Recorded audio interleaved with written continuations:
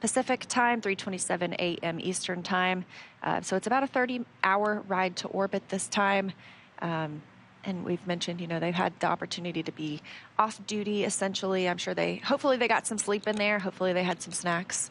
Yeah. But it's getting to be go time. I heard they suited up recently, so they should be in their seats, in their suits, doing leak checks, getting ready for docking. And we are just under a minute away from the approach initiation burn.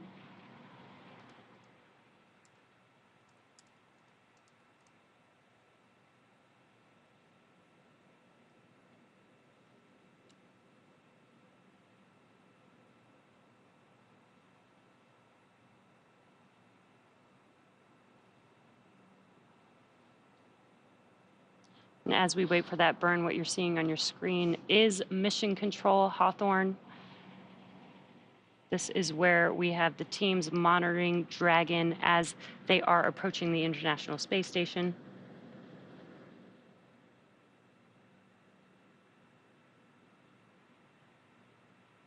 And of course, this approach initiation burn, we're using the Draco thrusters on Dragon.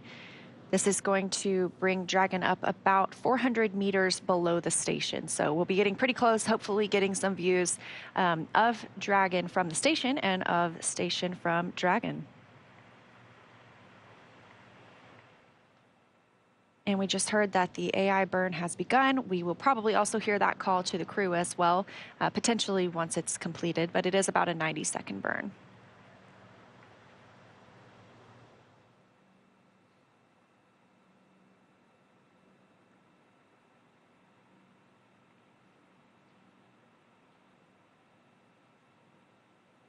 So the Draco thrusters on Dragon have just started to fire for the approach initiation burn. Dragon is currently about 2.5 kilometers below station, about 7 kilometers behind it. And again, this burn is going to swing Dragon up until it's about 400 meters, a quarter mile essentially, directly below the station. This also moves Dragon inside one of 2 checkpoints around the station that require our go, no go poles. We obviously got to go for that. The first checkpoint is the approach ellipsoid. We call it the AE. That's that 4 kilometer by 2 kilometer by 2 kilometer large 3-dimensional imaginary oval shape. Obviously, we consider this to be on that 24-hour safe trajectory, meaning if we lost control of the thrusters on Dragon, it would not move inside that approach ellipsoid for at least 24 hours. And again, we are waiting for just the confirmation that the approach initiation burn has concluded. Dragon does have the ability to perform a mid-course maneuver about halfway through the journey to waypoint 0 to ensure the Dragon... And Dragon SpaceX on the big loop, we had a nominal approach initiation burn. If desired, you can review your impulsive retreat cue cards. SpaceX Dragon copies on the big loop and reference cue cards have been reviewed. And Dragon SpaceX on Dragon to ground, just wanted to confirm that we will not be swapping a LiO cartridge as you previously asked. We'll remain on this cartridge all the way through docking. How copy? Dragon copies will stay on this cartridge.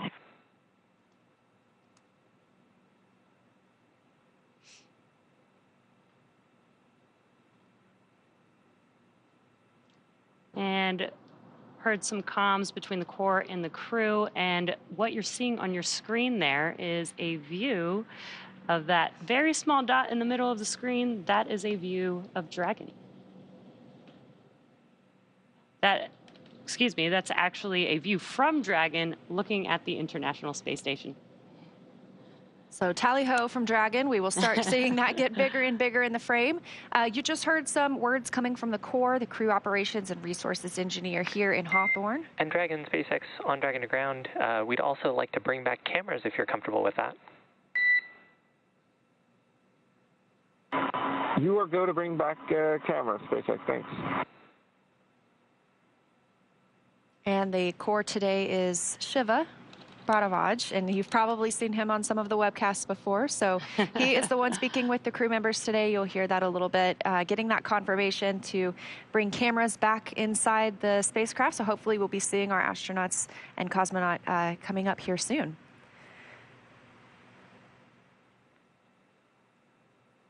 SpaceX Dragon on the big loop, successful intercom check. Good news, Dragon.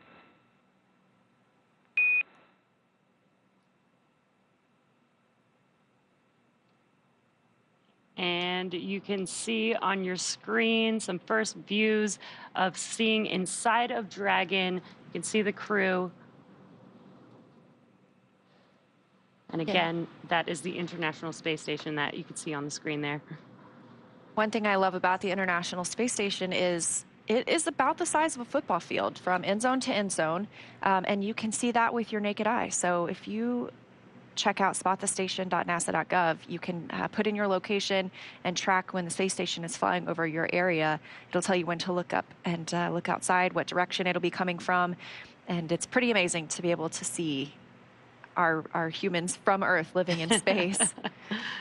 And back inside the Dragon capsule, we have everyone in their suits and seats. Looks like they are fully suiting up now, putting those gloves on, as well as we have a view of those crew access panels, those displays in front of them, pilot and the commander there in the center.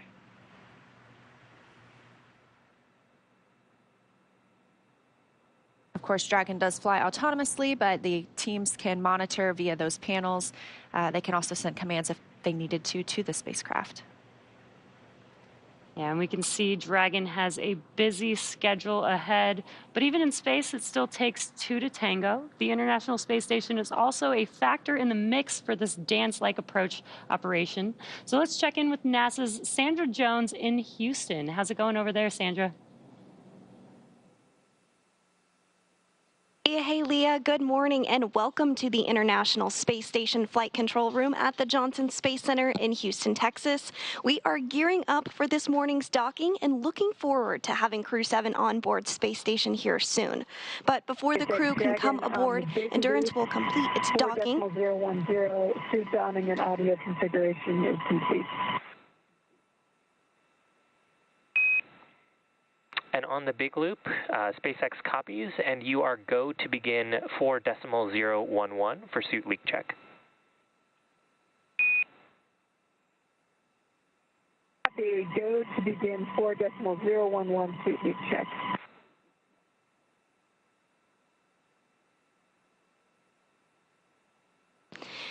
And those words up to Jasmine Mogbelli, the SpaceX Endurance commander. But on board the International Space Station, NASA astronauts Steve Bowen and Woody Hoberg are going to be in the station's cupola using special software to help track Dragon's approach and make sure it stays in the expected zones.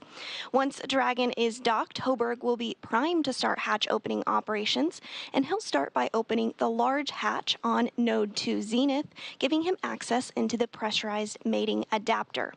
Then the crew will have to pressurize the vestibule, which is the small space between hatches on Dragon and Space Station.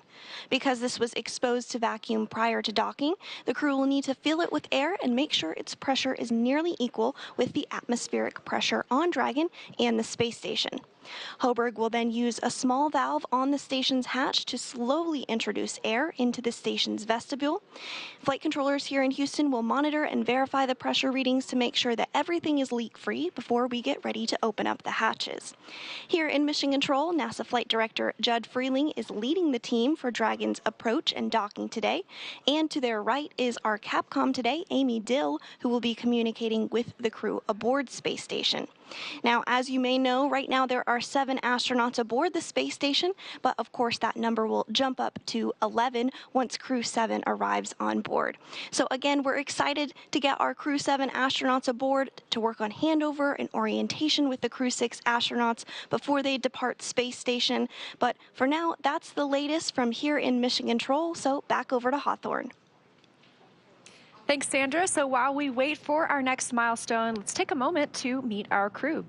Captain Jasmine Mogbelli hails from Baldwin, New York, and earned a bachelor's degree in aerospace engineering from the Massachusetts Institute of Technology and a master's degree in aerospace engineering from the Naval Postgraduate School. She also graduated with honors from the U.S. Naval Test Pilot School, and as an AH-1W Super Cobra pilot and Marine Corps test pilot, she has flown more than 150 missions, accruing 2,000 hours of flight time in more than 25 different aircraft. At the time of her selection as an astronaut, Mogbelli was testing H-1 helicopters and serving as the Quality Assurance and Avionics Officer for VMX-1.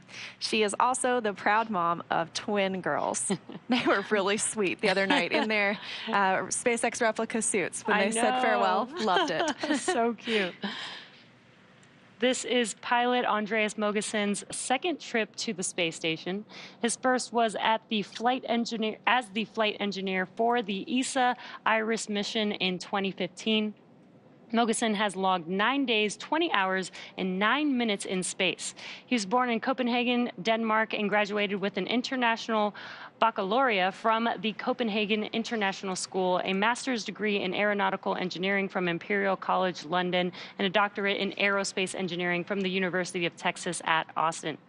In 2015, Mogesen became the first Danish person to go to space, and currently... Dragon on the big loop, ready to pressurize.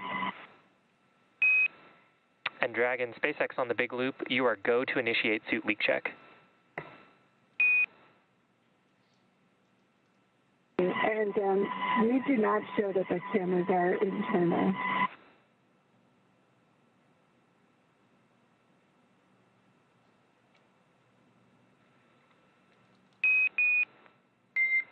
And Dragon, SpaceX on Dragon to ground, we are seeing good video.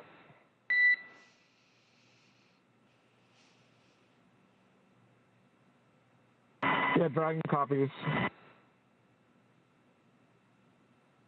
And some comms confirming that the crew is go for leak checks.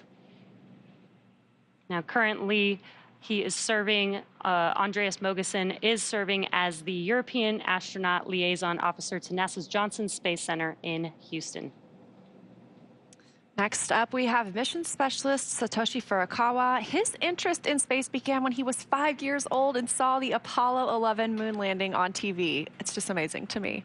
He was also a fan of the Japanese TV space hero Ultra 7, and his professional career began as a medical doctor. But after seeing a news report about Japan auditioning for new astronauts to do science experiments on the space station, he decided to apply. And he was selected by the National Space Development Agency of Japan to be an astronaut candidate in 1999. His first mission to the International Space Station was as a flight engineer for Expedition 28 and 29 that launched from the Baikonur Cosmodrome in June 2011. Mission specialist Konstantin Borisov was selected to be a cosmonaut in 2018, and this will be his first trip to space. He has a Bachelor of Economics from the Russian Academy of Economics, a Master's of Science and Operations Research and Systems Analysis from Warwick University in Coventry, UK, and a Master's in Aircraft Life Support Systems from the Moscow Aviation Institute. He has worked for companies such as Volvo and the Boston Consulting Group. He is also an experienced freediving instructor, an international freediving judge, and the co-owner of Equilibrium Freediving School. So that is our very international crew. 4 crew members. Again, we've just completed the approach initiation burn. We're looking for docking to happen at about 9:05 Eastern time today, so 6:05 a.m. Pacific coming up. Again, that's just a little over an hour and a half from now. This view on the right of your screen is Mission Control here in Hawthorne. That is where Dragon spacecraft itself is being commanded. We just heard from Sandra Jones in Houston, and Mission Control Houston, where the International Space Station is being commanded.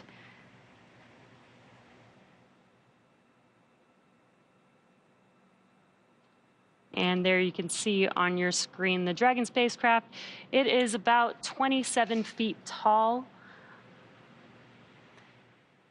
There are some differences in this Dragon spacecraft that we see now, the second iteration, and the first one, where at the bottom they're pointing out those solar cells. Those are on the base of the trunk of Dragon. The previous iteration of Dragon had solar arrays, and of course, trunk is jettisoned ahead of re-entry, so it'll stay attached the entire time while we're on the International Space Station, but only that top half, that top portion where the crew is inside, of course, that's what brings everyone home and safely splashes down off the coast of Florida.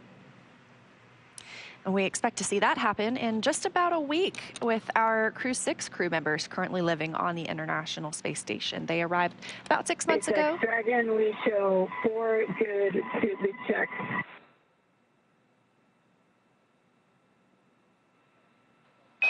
And on the big loop, we see the same.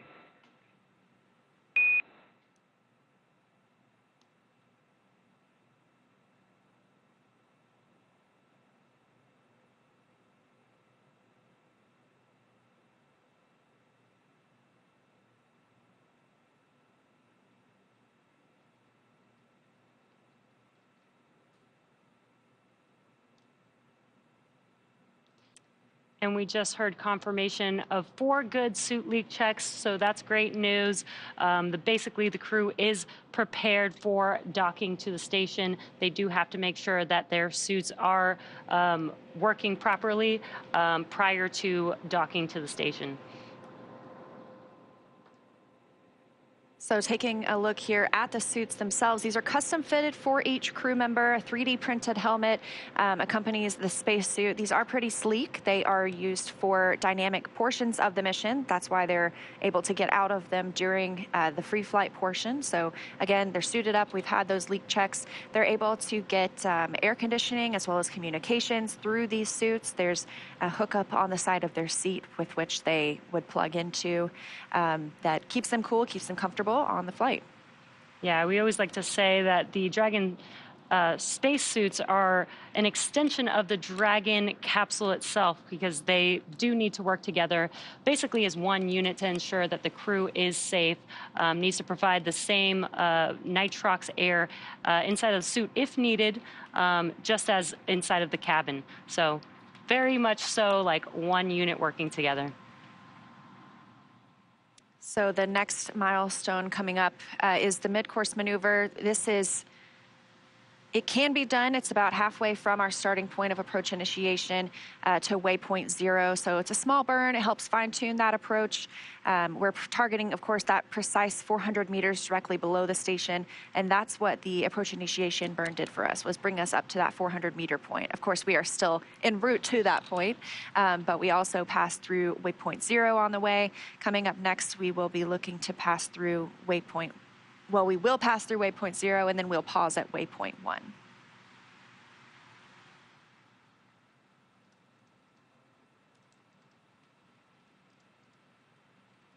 And there you can see that maneuver there as the space station will move upwards into waypoint 1. And you can see on your screen the graphic says the keep out sphere. This is an imaginary sphere, but basically it's a 3D sphere where the vehicle has a few checkpoints in order to make its way to the International Space Station. These are checkpoints that enable to make sure that everything is safe as the vehicle approaches and docks with the International Space Station. And of course, today we've talked about we are docking to the Zenith port. This is the space-facing port on the International Space Station. That's really the easiest way to say it, because there necessarily isn't an up or down in space. And Dragon Endurance today is joining Dragon Endeavour, which is docked to the forwardmost port of the International Space Station, both on Node 2. So hopefully we get some interesting pictures of both Dragons docked together. Again, we do this so that the crews have time for a handover period. They're able to, pass on what they've learned, pass on anything throughout the flight before Crew-6 heads home themselves. And this is a very cool graphic. You can kind of see exactly where Dragon is relative to the space station. And basically, Dragon is trying to align itself with the International Space Station into the same orbit. And also a cool thing that you can also see in this graphic is where the Hubble Space Telescope is relative to both the Dragon spacecraft and the International Space Station, which are both in low Earth orbit.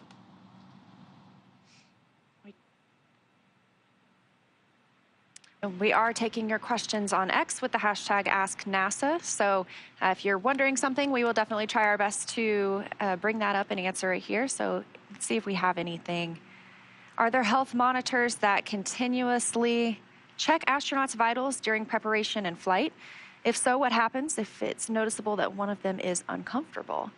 So when they're in their suits, they do have the ability to monitor their health and their vitals and things like that here on the ground. But when they're not in their suits, they don't have that availability, and they don't necessarily always need to. You know, the crew can always report how they're feeling as well.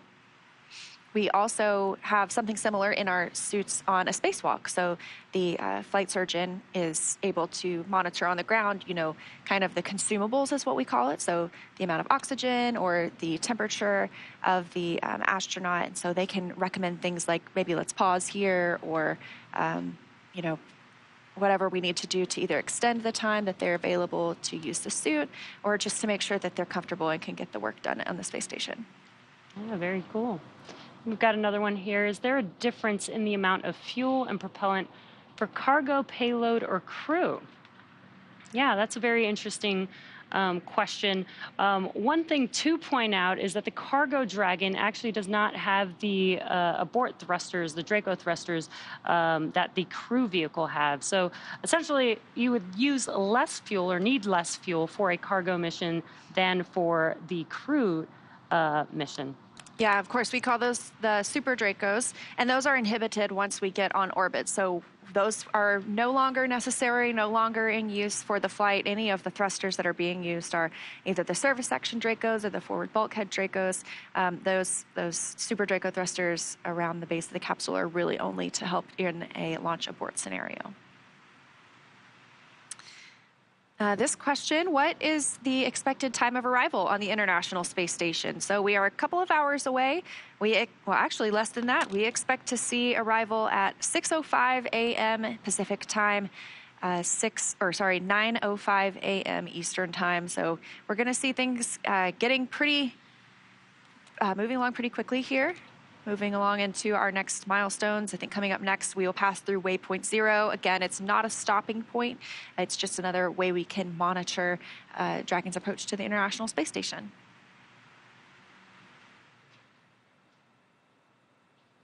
And we've got one more question here. What science are we expecting from Crew-7, and what impact is it going to have in future interstellar travel?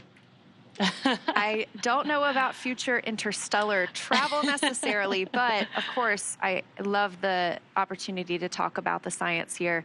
There are several investigations going up that Crew-7 will work on. Some of the designers of spacecraft and spacesuits to support the exploration of other planets, they are considering the possibility that humans carry microbes to like bacteria, anything like that, to those locations. So for the ISS external microorganisms mission, the astronauts are going to go on a spacewalk and swab the outside of the space station to determine if the space station releases microorganisms through the life support system vents and if anything could live out there in the vacuum of space. So I think that one is really interesting. Yeah, that would be very interesting to know. The International Space Station is in low Earth orbit, so that's pretty close to Earth. So it'd be very, very interesting if, you know, they did find or discover something new. Yeah, of course, it's something I think that we talk a lot about, too, as we look at interplanetary travel, too, and wanting to keep those locations as clean as possible. That's why you have spacecraft in clean rooms. That's why you have people suited up, you know, wearing caps so that their hairs don't even fall onto a vehicle, because we want to make sure when we arrive at a future destination, whether it's the moon, whether it's Mars, that we are seeing something as it was and not as influenced by humans. That way, if we discover anything microbial there, we know it's natural there. It's not coming from Earth with us.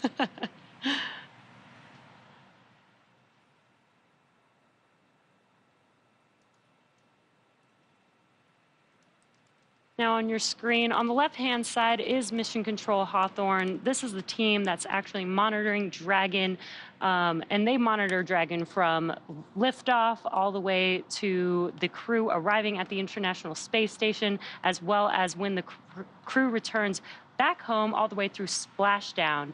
That mission control room in Hawthorne, that's the team that is monitoring Dragon and the crew throughout the entire mission.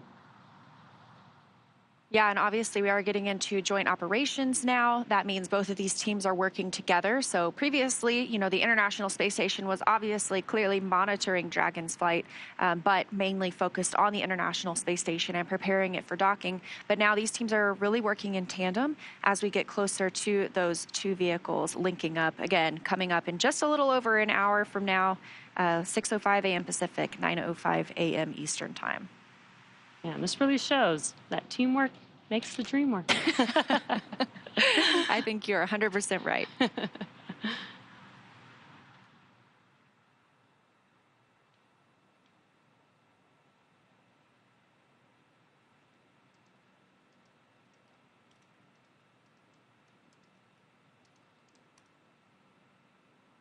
So we were talking a little bit about the science on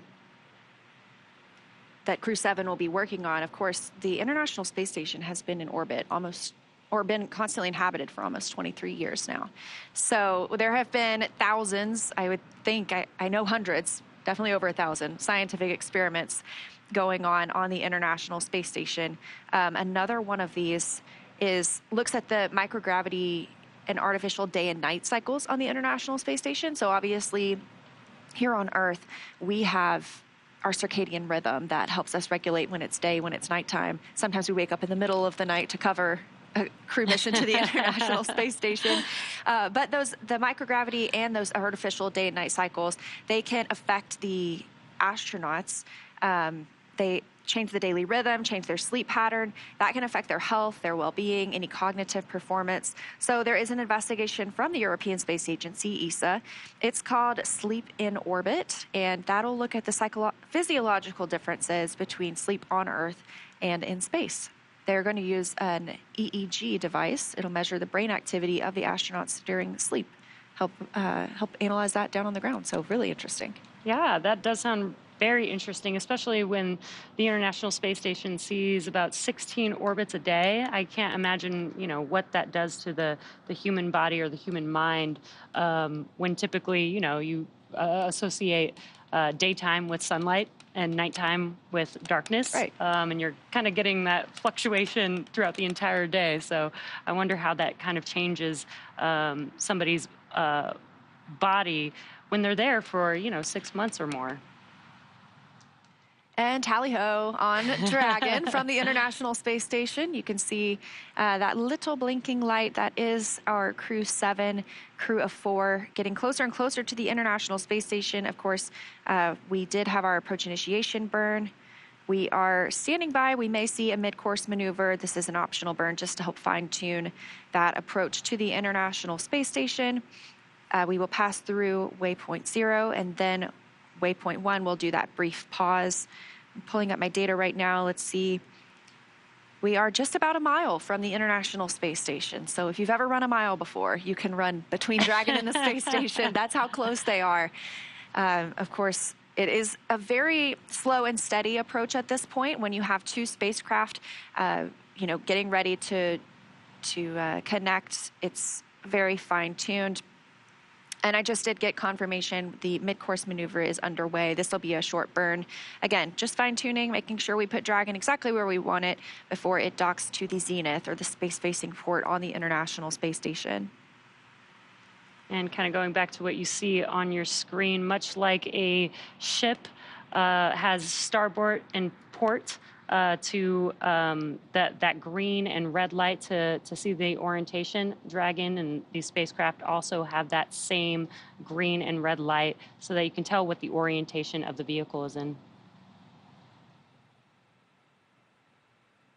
So we have, again, conducted the approach initiation burn. We are in the mid-course maneuver right now. Again, very short burn just to confirm and make sure we're exactly where we want to be on Dragon. Soon we should be able to see some views of the International Space Station from Dragon as well. Now we are docking to the zenith port today, the space-facing port. We may not have views at the time of docking. That is because when we send signals from the cameras, we don't want it to bounce back off of Dragon. That can damage the cameras themselves. So we may not have views during that point as it prepares to dock, at least not from the closest camera, but we will have confirmation. And Dragon SpaceX on the big loop, we had a nominal mid-course correction, and the trajectory has converged on waypoint 0. Expect waypoint 0 arrival at 1217 Zulu. SpaceX Dragon copies all and copy 1217. Great news. We had confirmation that the mid-course maneuver is complete and that we are on track to waypoint 0 at the 5:17 a.m. Pacific time timestamp there, which is just about 18 minutes from now. And of course, they could hold at waypoint 0 if they wanted to, but we don't have anything that's tracking for us to do that at this time. They'll be able to move right through waypoint 1. I believe that's about 220 meters from the station. And these pauses are built in so that we can continue to check the systems on Dragon as well as on the International Space Station side. Just make sure everyone is still performing optimally before we get into this delicate dance, as we've called it before. And like we were just talking about, you know, we see liftoff happen so fast. The crew is traveling very quickly, you know, catching up to the International Space Station. Some of these burns last quite a long time, but as we get closer and closer, you know, it is much slower, much more paced as we get into the approach ellipsoid, the keep out sphere, just bringing these two spacecraft closer together and making sure that we are very careful as we bring them together in space.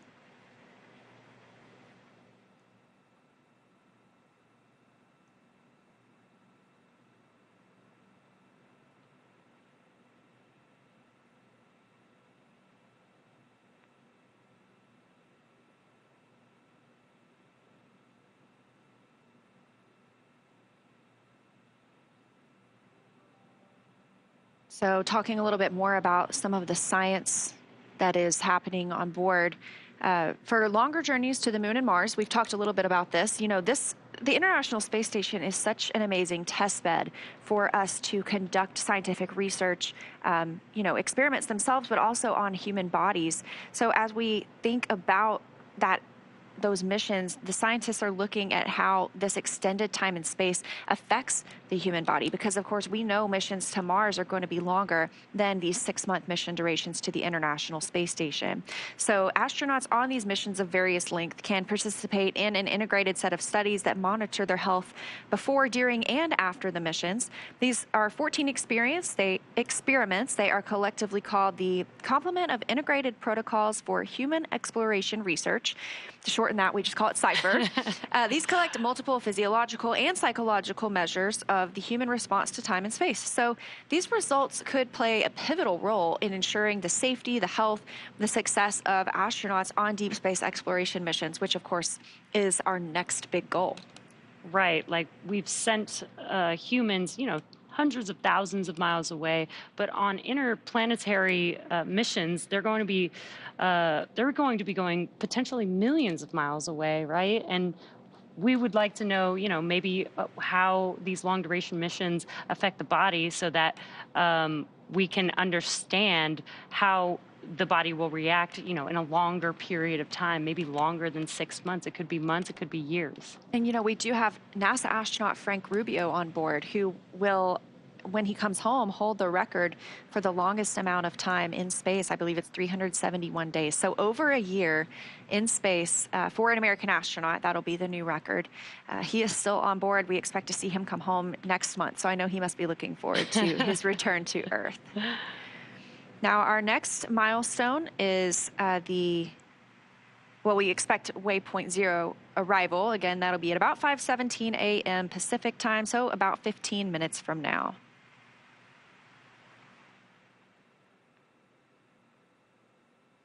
And again, if you're just tuning in, this is Dragon making its way to the International Space Station, this view coming from the space station itself.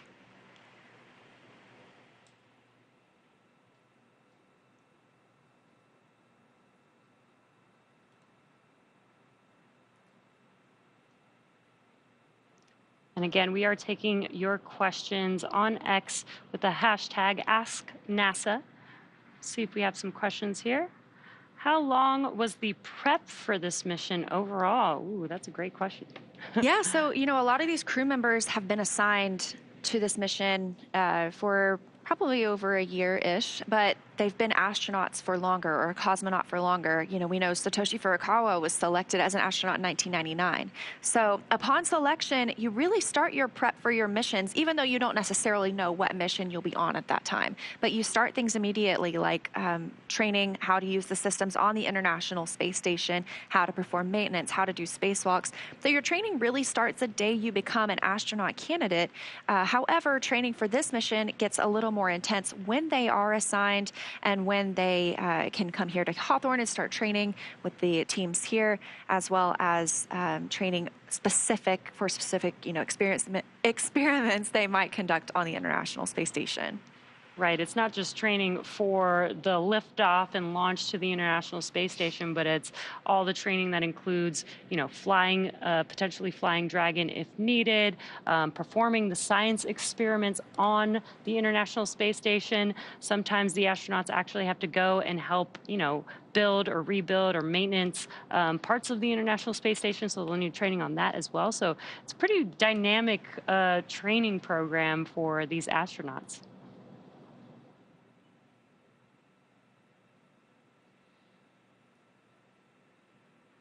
Got a live look inside Dragon Endurance right now. That's pilot and Commander Jasmine Mobelli and pilot Andreas Mogensen, just monitoring the spacecraft's progress. Dragon SpaceX on the big loop.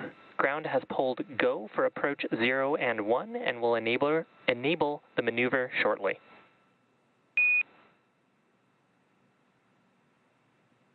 SpaceX Dragon copies go for approach 0 and 1. And those words confirming that we are good to continue the approach to the International Space Station, and we'll pass through waypoint 0. Again, we expect that waypoint 0 mark to come at about 5:17 a.m. Pacific, so about 12 minutes from now. Again, they will not pause there. They will go to pass through to waypoint 1. That's about 220 meters away from the International Space Station. This view again from inside Dragon, crew monitoring as Dragon flies autonomously to the International Space Station, continuing to get closer and closer. That approach initiation burn brought us up about 400 meters directly below the station. We are now about 686 meters from the station, or about 0.4 miles. So getting closer and closer, again, looking for docking at 9:05 a.m. Eastern, 6:05 a.m. Pacific, so almost exactly an hour from now.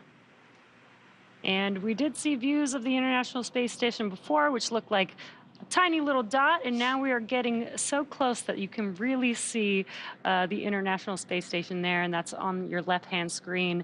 And looking from the International Space Station to Dragon on your right-hand screen, getting a really cool view of Dragon.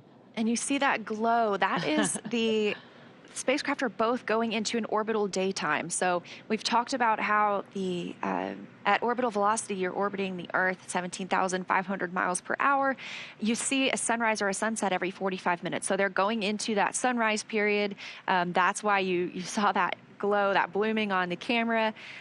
They will be there again for about 45 minutes. It does look like we may dock just as we get into an orbital nighttime.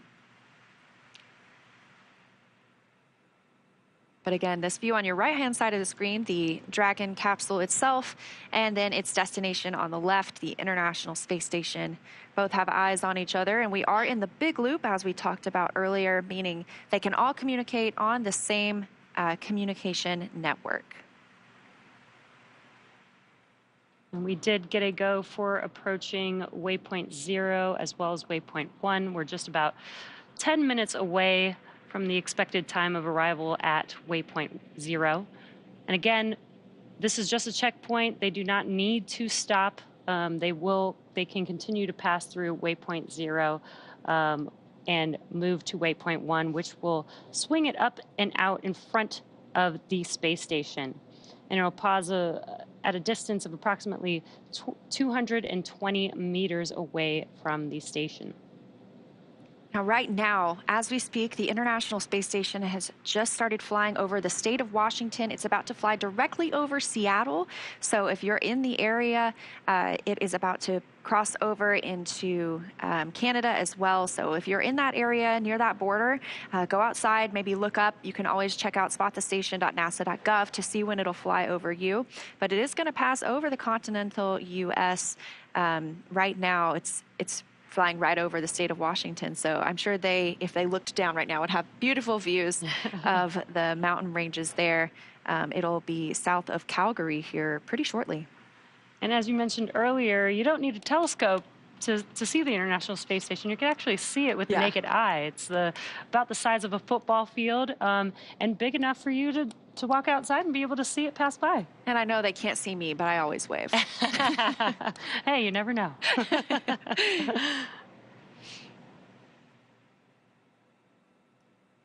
So again, things still progressing pretty smoothly this morning. Next milestone being that they will pass through, will not stop at waypoint 0, less than 8 minutes from now.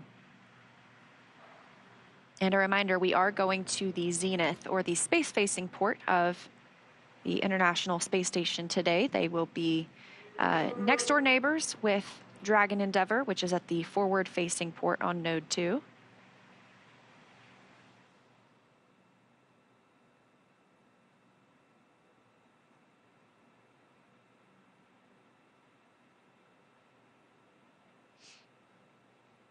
And right now on the International Space Station, we have 7 crew members. So we are going to have 11 people living and working on the orbiting laboratory for the next several days.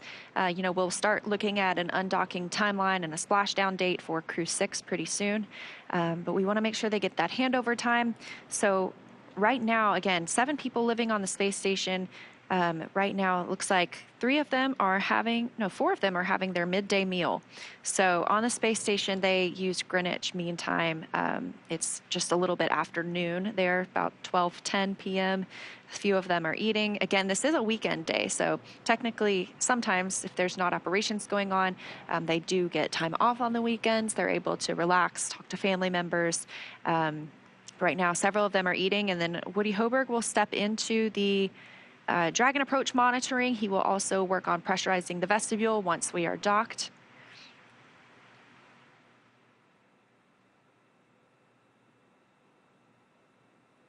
And on your screen is a pretty cool view from the International Space Station looking at Dragon. You could see the nose cone deployed, and you can also see some of the thrusters. They're using the Draco thrusters to maneuver Dragon towards the International Space Station. You can see Earth in the background. Yeah, right now they are flying over Saskatchewan, so south of Saskatoon. That's the view below Dragon there. And then Dragon's view of the International Space Station. So if you're in that area, go take a look up. You might spot our crew members.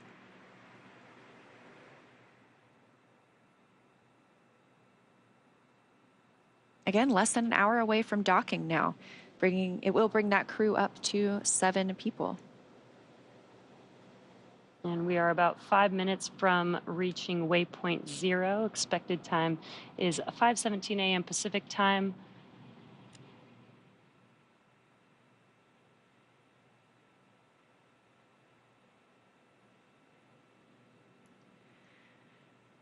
So during that crew handover period, when we talked about, these 11 crew members on the International Space Station, we have Crew-6. That consists of Stephen Bowen, Woody Hoberg, Sultan Al-Nayati, and Andrei Fedyayev. They have been living up there for about 6 months now. And before we bring them home, we want them to be able to talk to Crew-7. We have some first-time flyers, especially on this spacecraft. So we want them to be able to show them the ropes of what's going on aboard the International Space Station. They can hand over any science experiments that they've been working on, show them any of the safety protocols. That's actually one of the very first things that they will do right after they dock. They will move into an ISS safety briefing. They get a lot of training on the ground about how to handle any contingencies or off nominal situations. But once you get in space, it's just different. You need to do it again. You need the refresher. So it's, safety is the utmost importance. So that's the first thing that they'll do after they dock and do their welcoming ceremony for us. But that crew handover period, it gives a nice buffer for these team members to be able to share what's been happening on the International Space Station over the last 6 months with this crew who has just arrived.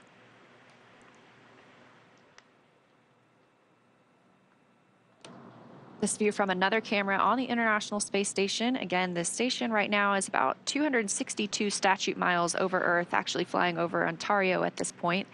It's moving pretty fast. Just a couple minutes ago, it was flying over Washington State. We're now all the way over Ontario, so 17,500 miles an hour. That is about 5 miles per second.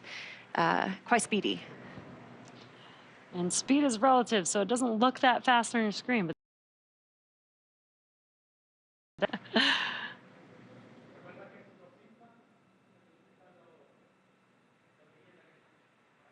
we are just a few minutes now from passing through waypoint 0.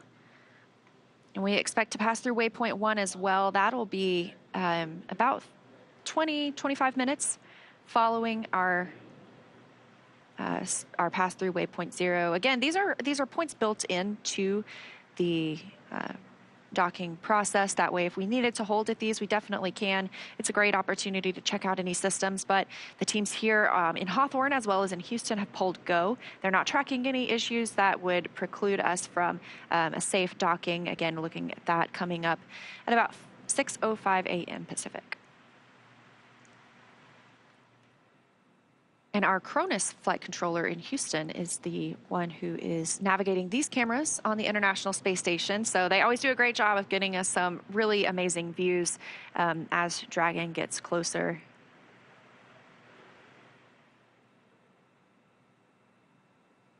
again, just as a reminder, waypoint 0 will mean that Dragon is 400 meters directly below station, and as it maneuvers to waypoint 1, that is basically swinging the vehicle to out in front of the station, and it will be approximately 220 meters away from station.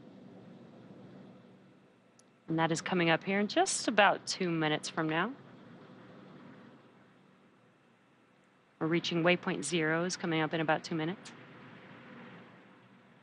And waypoint 1 puts us on the docking axis, so it pretty much lines us directly up with that corridor that the spacecraft will follow all the way in to where it docks on the zenith port of the International Space Station. There is a pause at waypoint 2. That's about 20 meters away, so that is kind of the final check of all the systems on both sides of the spacecrafts to make sure that everyone's still go for docking. We're not tracking any major issues. They can hold there for any lighting changes if they wanted to, but not always necessary. So sometimes it's a brief pause, and sometimes they just hold to make sure that everything is checking out as planned. And you did just see a view inside of the cabin of Dragon, and you saw our astronauts, our commander and pilot, there basically just monitoring. Dragon is an autonomous vehicle, so really all the crew needs to do is just monitor as they approach the station. There's really no manual driving or flying at this point. This gives you a great view with the nose cone open. That's where the docking mechanism is located. That's the hatch through which these astronauts will fly through Dragon and into the International Space Station. Of course, yesterday during launch, we saw them enter through the side hatch. They won't use that again until they splash down and are back on Earth and egress on the recovery ship. So, we just got confirmation. We have arrived at waypoint 0. We are converging our trajectory on waypoint 1. So again, things continuing to move smoothly. We'll start to get a different view of the International Space Station as we're going to be going to the zenith port. So we're going to be going directly above it. We'll be looking down on the space station. So that view we have right now of the space station looking down on Dragon, it'll be flip-flopped. So Dragon will be looking down on the space station and see Earth below that. So again, we've just reached waypoint 0, which means Dragon is 400 meters directly below station. And we can see it in views now coming from the International Space Station. But coming up, Dragon will move from waypoint 0 to waypoint 1. That'll swing it up and out in front of the space station, actually directly above it, pausing at a distance of approximately 220 meters. Again, that puts us on the docking axis. That essentially means it's directly in front of the docking port. And again, we've heard teams do the go, no go polls. Everything remains go for us this morning.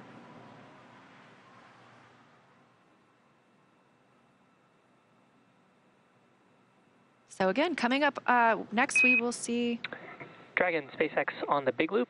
Approach 0 has started and the trajectory has converged on waypoint 1. Expect arrival at waypoint 1 around 1259er UTC.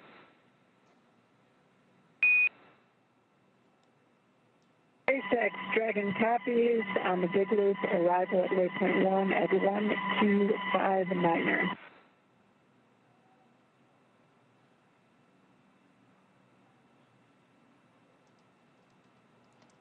And just the core communicating with the crew, confirming that they are on their way to waypoint 1.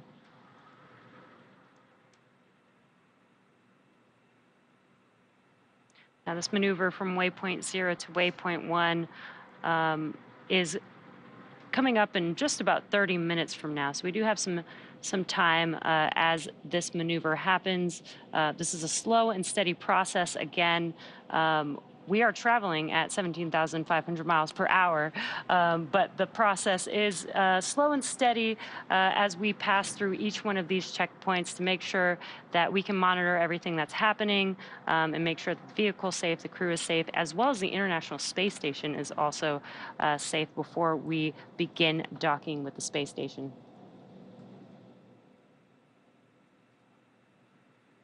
we were just talking about what's underneath the nose cone. So obviously the docking port, but we also have those forward bulkhead thrusters. We use those for some of the larger burns.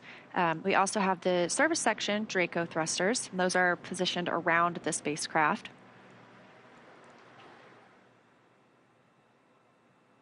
We'll just be using those service section Dracos as we get closer to the International Space Station. Again, very fine-tuned. And this, I just noticed, is very cool. On the left side of your screen, up a little, if you're looking towards the top of the International Space Station or towards the top of your screen, you can see Dragon Endeavour docked to that forward-facing port. Again, we are going to the Zenith port, so you can see that outline perfectly. That's so fascinating. You can also see some of those International Space Station rollout solar arrays, those IROSAs. If you look towards the right side, you know, they look like they are a little bit detached, sort of. They are mounted differently on our solar.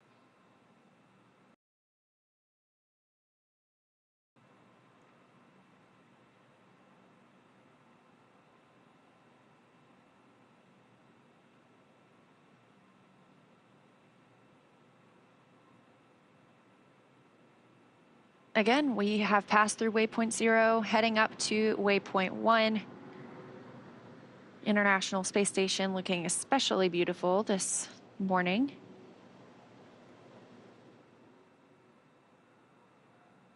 And we are in that orbital daytime.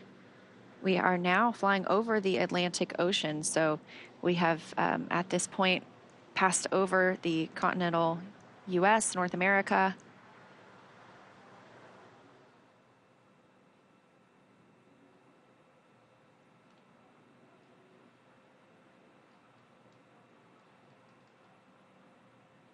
And on your left-hand screen is a view inside of Dragon. On your left-hand side is Commander Jasmine Mogbelli, and on your right-hand side is the pilot for this mission, Andreas Mogensen. Again, they are just monitoring. They are able to confirm, you know, on their displays that what they see matches what we see here in Mission Control as they make their way to docking to the International Space Station.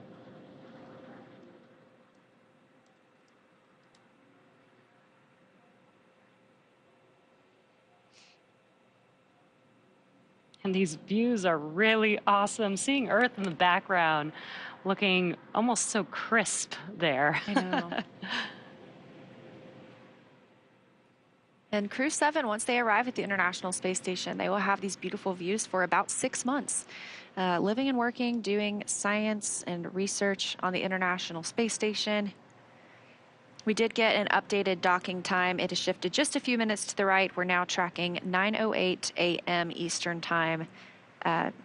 Literally just a 3-minute change, so just fine-tuning after we've done the approach initiation burn and that mid-course maneuver.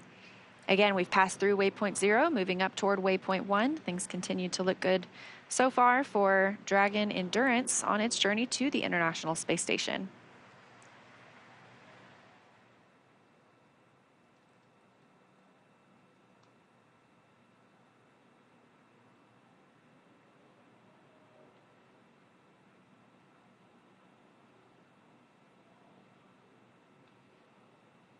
And the astronauts, the first crew to fly on a spacecraft, have the opportunity to name it.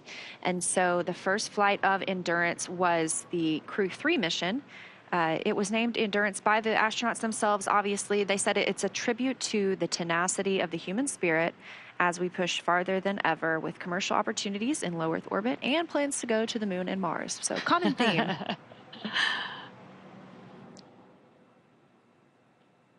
Awesome. We're seeing another view from the International Space Station.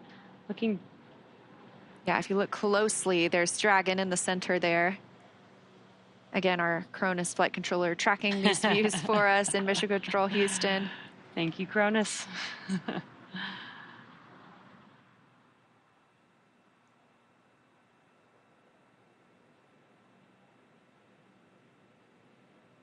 And as a reminder, as Dragon approached waypoint 0, was directly under the International Space Station. As it moves to waypoint 1, it's actually going to swing up and align itself with the space station. So you no longer will be looking down from the space station and have that view of Earth in the background, because it will be aligned with the docking port, which is the zenith port today. It's the space-facing side of the International Space Station.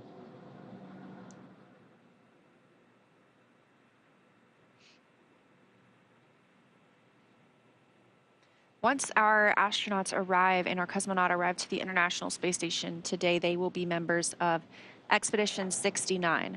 That will remain their designation, so they won't keep these roles, these titles that they have right now. You know, we have Jasmine Mobility as our commander. Once she gets to the International Space Station, she will be a flight engineer. And they will remain Expedition 69 until departure of Soyuz next month. That'll be bringing Frank Rubio home. That is when we will enter Expedition 70. So their titles will change over at that point to Expedition 70 crew members.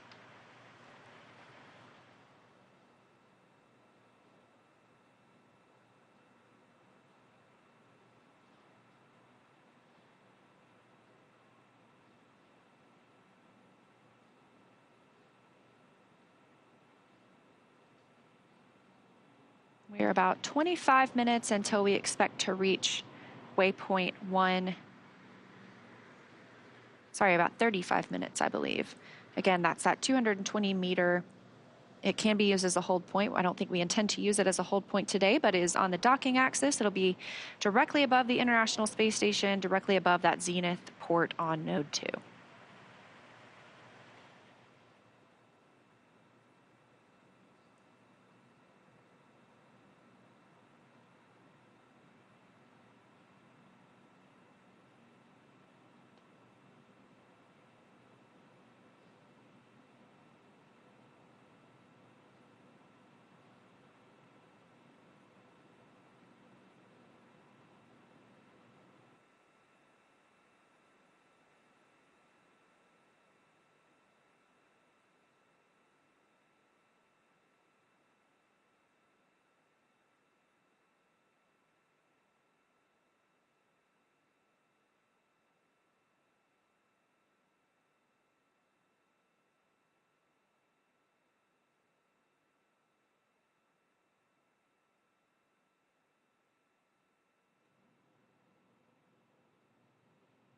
All right, and a reminder, we are taking your questions on X with the hashtag AskNASA. We have one from Sahid asking if there are any problems with docking if they are on the dark side of the Earth, which it does happen several times a day. We see that happen about every 45, 90 minutes, or sorry, a sunrise, sunset every 45 minutes. And do they face visibility issues? So Dragon is fully autonomous. It uses LiDAR to track the International Space Station and to line up with that docking port. The crew members do have the opportunity to take control if needed, but they don't necessarily need to wait for that lighting. The Dragon knows where the station's docking port is, and we have lights out on the exterior of the International Space Station anyway. So sometimes we do hold for lighting just to double confirm, just to make sure, but there is usually no problem docking in darkness. Yeah, I believe it's actually more of a problem when it's too bright. So when it's too bright, they do take a pause and wait for it to get a little bit darker, just to make sure that, again, because this is an autonomous vehicle, make sure that the Dragon spacecraft can actually see the International Space Station.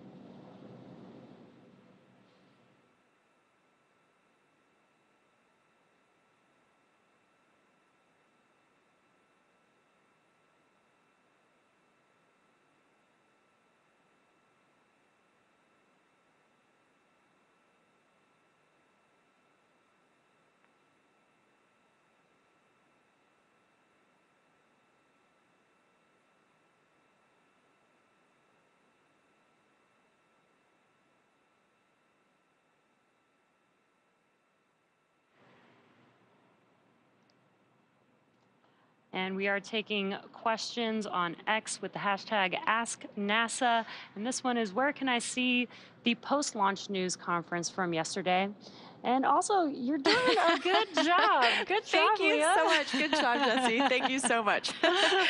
You can find the post-launch news conference on NASA's YouTube.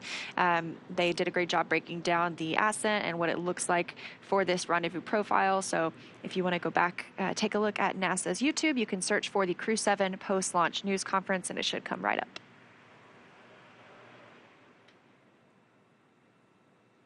Next question is, when will Crew-7 be back to Earth? Well, these are long-duration rotational missions, but the durations are approximately 6 months. So every 6 months, we fly a crew up to the International Space Station, and the crew on board will then return back home. So Crew-7 will be up there for about 6 months and come back. We're starting to see the views change a little bit. You know, we were looking directly down on Dragon, but now we are swinging up and above the International Space Station, because we'll be docking to that zenith port. So again, like I mentioned earlier, we were looking directly down on Dragon with the Earth below it. Pretty soon, Dragon will be looking directly down on the International Space Station with the Earth below it. Looks like right now they are flying off the west coast of Senegal, about 260 statute miles above Earth.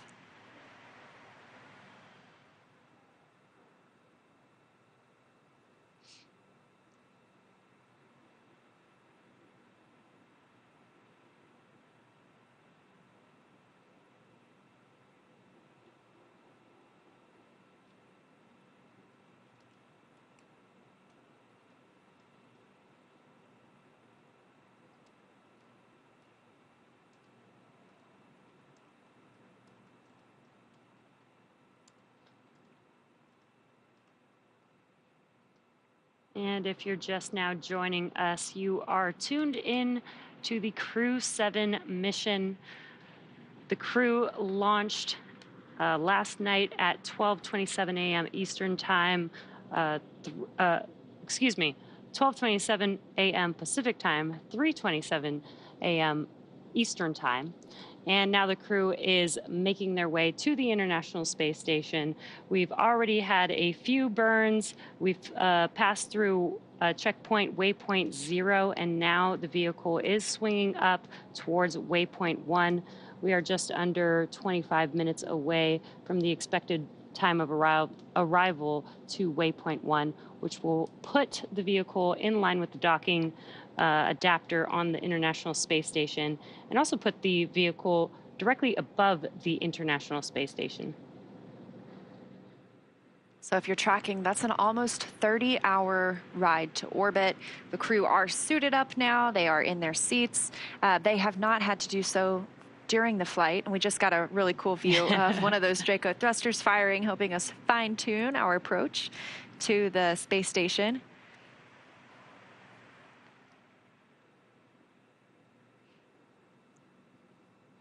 Our 4 crew members arriving today: Jasmine Mogbelli, Andreas Mogensen, Satoshi Furukawa, and Konstantin Borisov.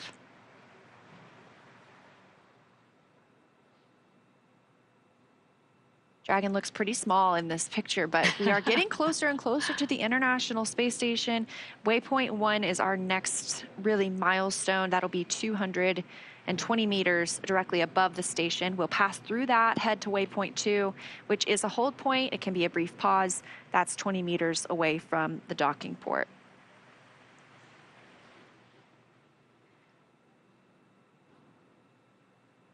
And once the astronauts arrive, they will be joining a crew of already 7 people living on the International Space Station, so bringing that total up to 11. The other astronauts and cosmonauts living on the station right now are Stephen Bowen, Woody Hoberg, Sultan Al-Nayati, Andrei Fedyaev, Frank Rubio, Sergei Prokopyev, and Dmitry Petelin.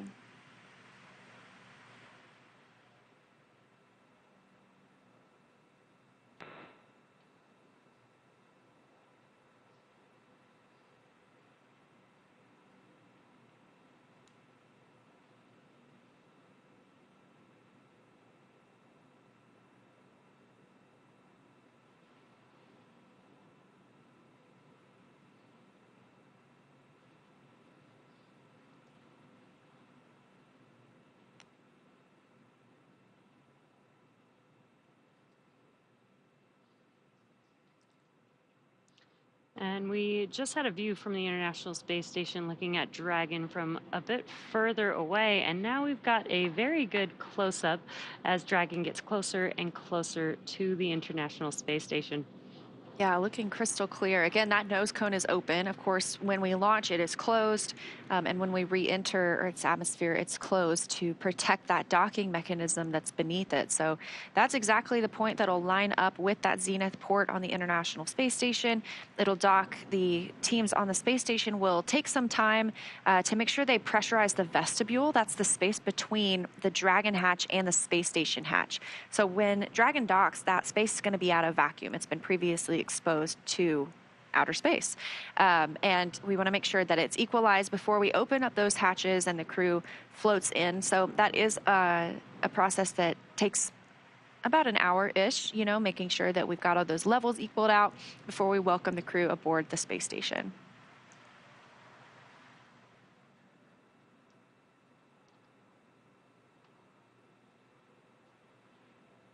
Yeah, this is another view from the International Space Station. You can see one of the robotic arms on the left, and close to center of your screen, that is Dragon.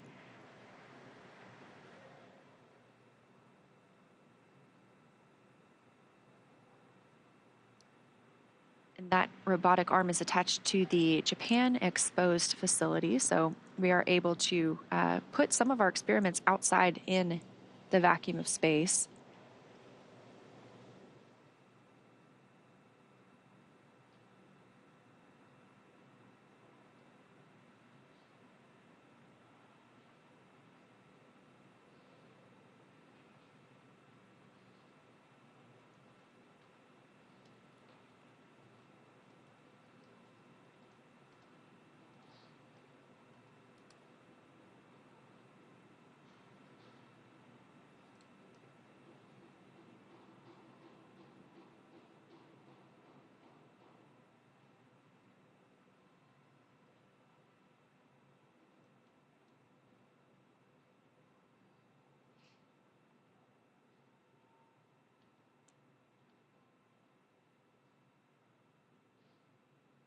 Again, we are about 23, 22 minutes away from waypoint 1, reaching waypoint 1, can be used as a hold point. We do not anticipate doing so today.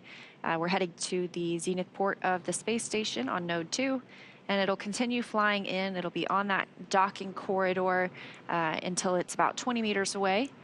And we are looking for docking today at 9:08 a.m. Eastern Time, 6:08 a.m. Pacific Time.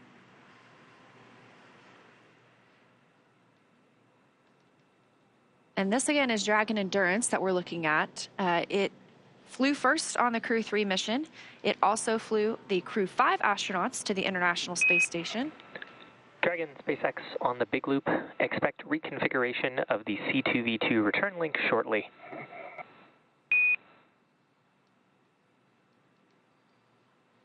SpaceX Dragon copies on the big loop.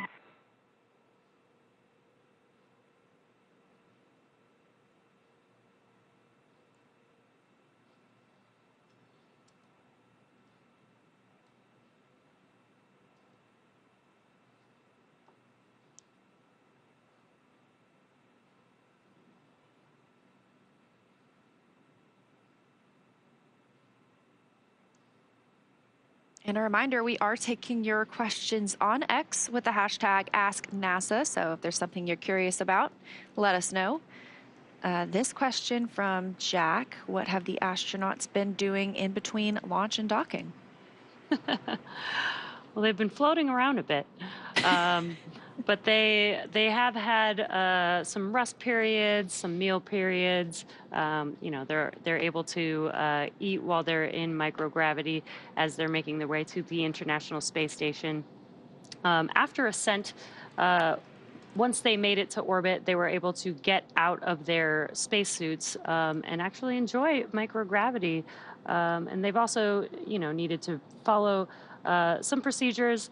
As we're getting closer and closer to the International Space Station, they did have to prepare for some of the burns that enable the Dragon vehicle to get or to approach the International Space Station. So a plethora of activities over the past 30 hours. Yeah, they also get the opportunity to eat if they want to. They have some shelf-stable meals that they can choose from, and you'll probably hear after docking, they will report out what was consumed. Not necessarily the food itself, but they'll say this many packets from this bag. Everything is so meticulously tracked in space and on the International Space Station. It can be difficult. You know, it's not the same as here on Earth. If I put something down on the table, I know it's going to stay there thanks to gravity. But on the International Space Station, we want to make sure we know where everything is at all times, because it can float away pretty easily. So just reporting also what was consumed, that gives the teams here in Hawthorne as well as in Houston a good look at, you know, what is also available for later use as well. Yeah, and on the broadcast for the launch of Crew-7, NASA astronaut Jessica Meir actually mentioned, you know, how good the meals ready to eat actually are. She really gave an ode to, you know, how cool it is to be able to bring, you know, some flavors from, you know, some of the astronauts' like favorite types of food with them to the International Space Station. On Dragon, they aren't able to heat up any of the food, but they are able to hydrate any dehydrated food while on Dragon. And then once they get to the International Space Station, they actually do have the ability to warm up food and have a hot meal. And we do have another question. Again, as a reminder, we are taking questions on X with the hashtag AskNASA. Do the astronauts stay in that seated position the entire trip there? So for Crew-7, that would be for 30 hours. Yeah, no, that doesn't sound super comfortable, and thankfully they don't have to. So like we talked about, you know, after they get on orbit, after they're out of that dynamic period of flight, the nose cone is opened, they get a call from the Corps here in Hawthorne that they can get out of their seats as well as their suits. So they're able to take their suits off and kind of be in their just their own comfortable clothing, whatever they've worn underneath. We ask them to put those back on shortly before we get into this approach initiation phase. So they are back in their suits right now. They are also in their seats. Of course, we don't expect anything to be off nominal in this situation, and we are moving pretty slowly, but it's still considered a dynamic period of flight because we're getting closer to the International Space Station and docking itself. We are about 15 minutes from waypoint 1. Again, our next pit stop on the way to the space station, about 220 meters above the Node 2 Zenith docking port.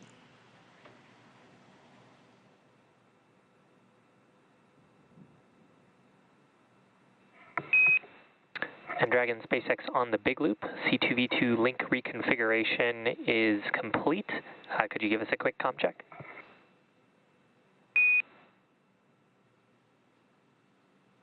SpaceX Dragon, time check on the big loop. We have you 5x5.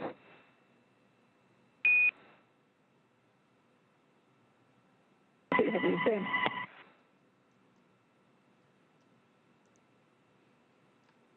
Hearing that conversation between the core and the crew, that is Shiva Bharavaj down there and Mission Control Hawthorne. And they were talking about C2V2, that's common communications for visiting vehicles. So the Dragon spacecraft and International Space Station both use this language essentially to talk with each other, and it is properly configured so they continue to have good communication between both of those spacecraft.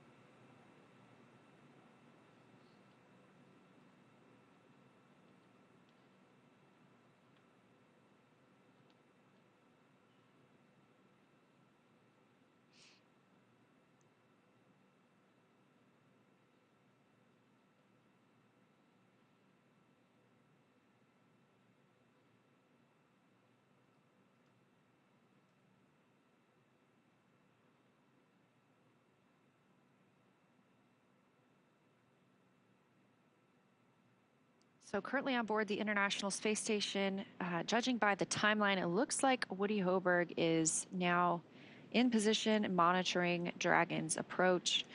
They can actually send commands from Dragon or from the International Space Station to Dragon if need be, if there was some reason that we needed the spacecraft to retreat. Obviously, we're not tracking anything this morning, but he'll be monitoring that approach as they get closer all the way through docking, and then he'll be the person to work through the depressurization of the vestibule and make it a welcoming transition from Dragon to the space station for the 4 new crew members.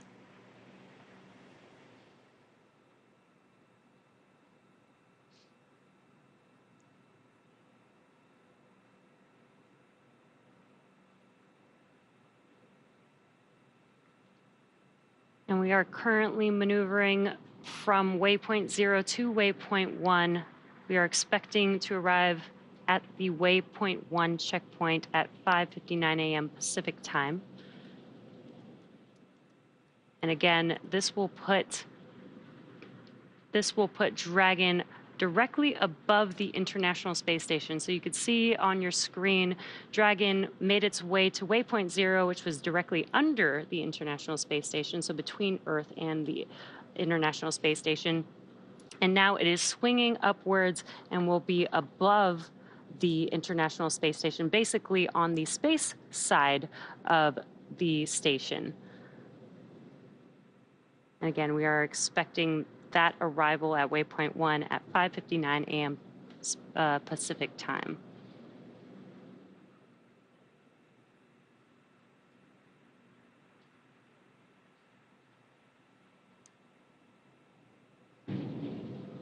And we got the go from the International Space Station team that they are good to have Dragon proceed past waypoint 1.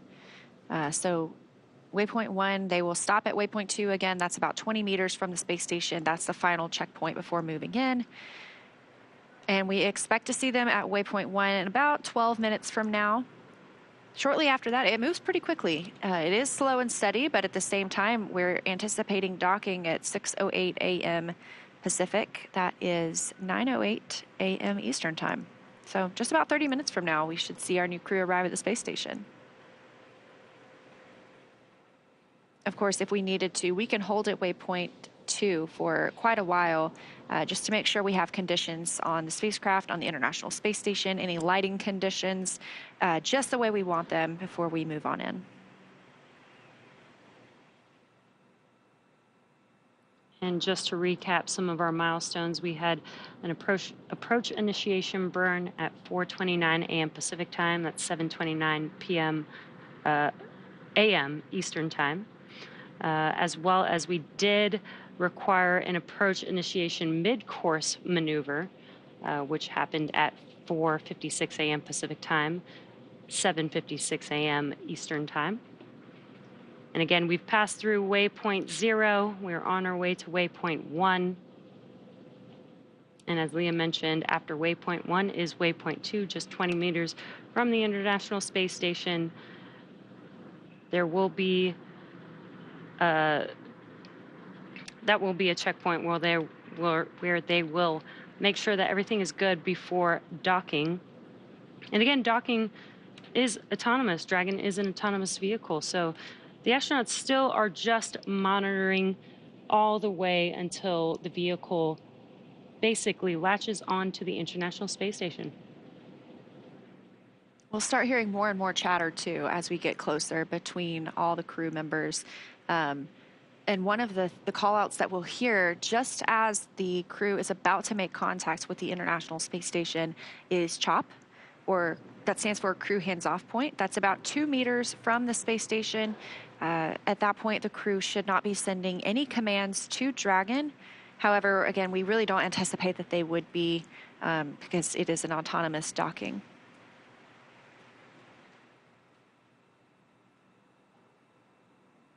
So about 10 minutes away till we reach waypoint 1. Again, we're going to move right on through, head to that waypoint 2 hold point, and then we are about 20 minutes away from docking itself.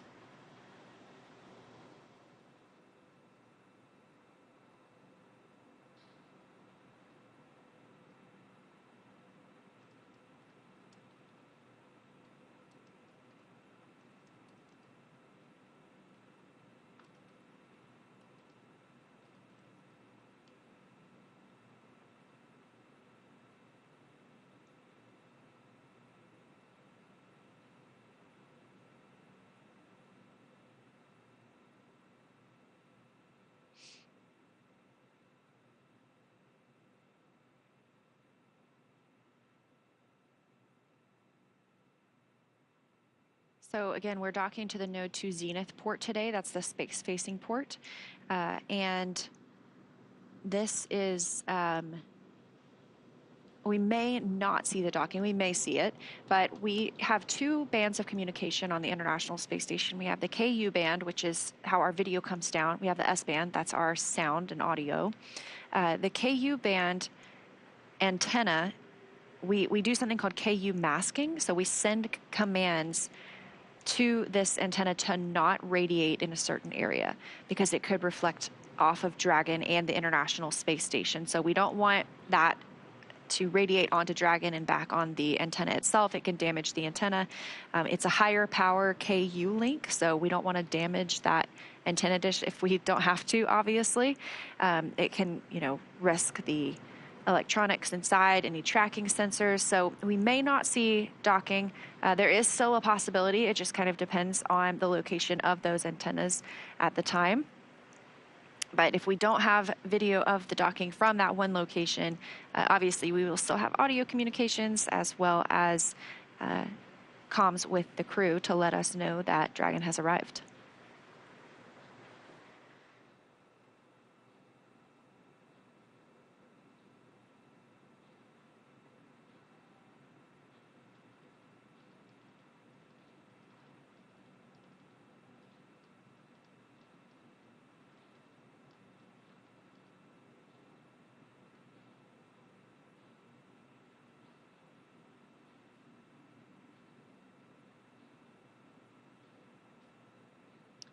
Again, if you're just now joining us, you are tuned into the Crew-7 mission. The Crew-7 crew is inside of that Dragon vehicle that you see there on your screen, and they're currently making their way to waypoint 1, which we expect to reach and pass through without a hold in about 7 minutes or so from now.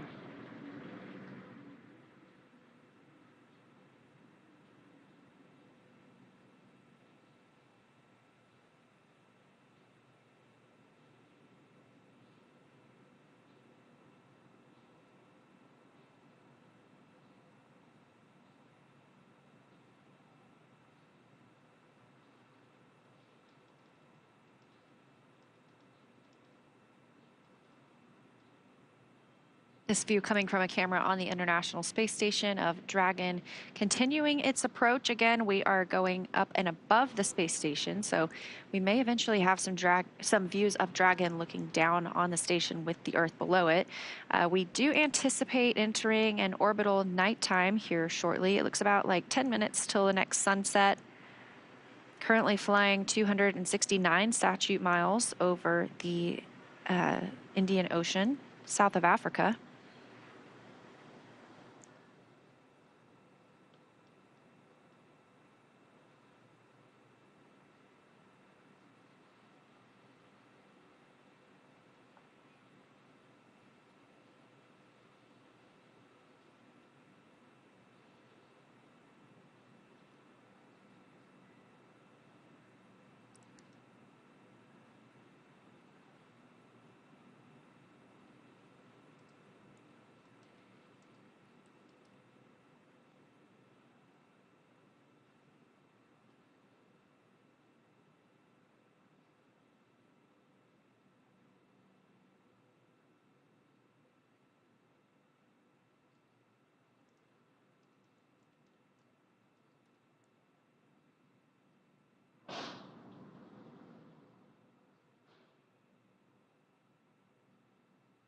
Another view here from the International Space Station.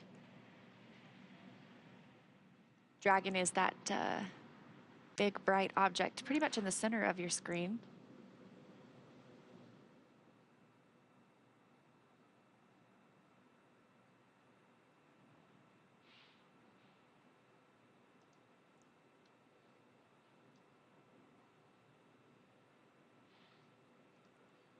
And this view in Mission Control Hawthorne here at SpaceX headquarters.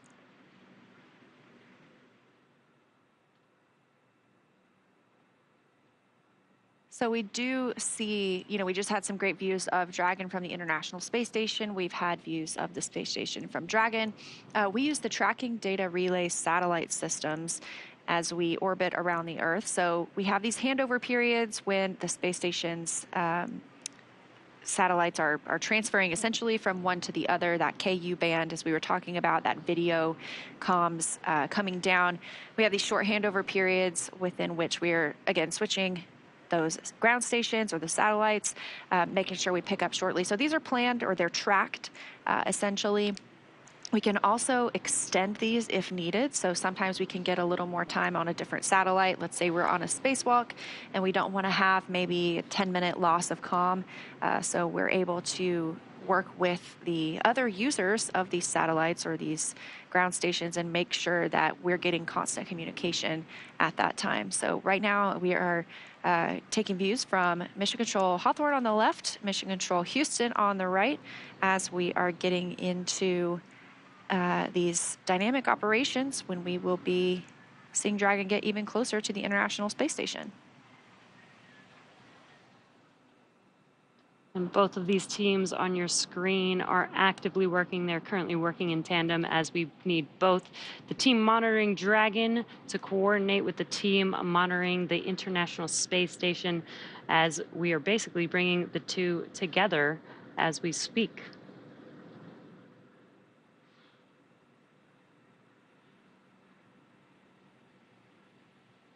So again, we do expect to get those communications back, those videos back from Dragon and from the space station pretty shortly. But we are tracking to arrive at waypoint 1. Again, we're passing right through waypoint 1 today. We didn't have the need to stop. Both teams polled that they are go to pass through and head to waypoint 2. But we're expecting to see or hear that call out of waypoint 1 in just a couple of minutes. Again, we're tracking Dragon SpaceX on the big loop, approach 1 and soft capture ring extension will begin shortly, and then expect Dragon to continue approach to waypoint 2. SpaceX Dragon copies all.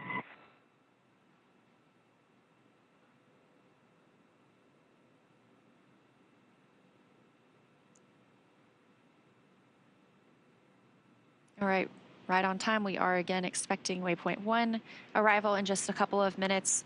Docking could happen as soon as 10 minutes from now. Also heard the call to the crew that the soft capture ring extension will begin shortly. That's the first step in docking. We have soft capture, and this ring will retract, pulling Dragon into the International Space Station, that international docking adapter. And then there are a set of 12 hooks that will securely attach Dragon to the docking adapter. That's what we call hard capture. After that, we'll get into our depressurization of the vestibule.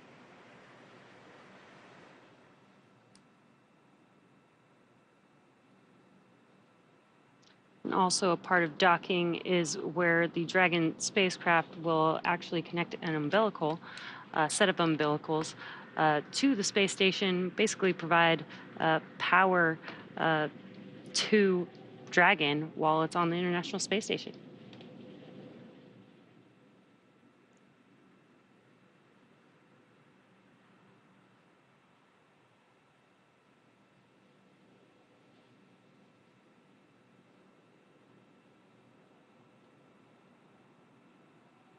So again, as we get closer to docking, if you are just joining us, this is NASA's SpaceX Crew-7 mission to the International Space Station. We have 4 members aboard Endurance today: Jasmine McBelly, Andreas Mogensen, Konstantin Borisov, and Satoshi Furukawa. They are scheduled for about 10 minutes from now to arrive at the International Space Station, reaching waypoint 1 here, about 220 meters directly above their docking port. So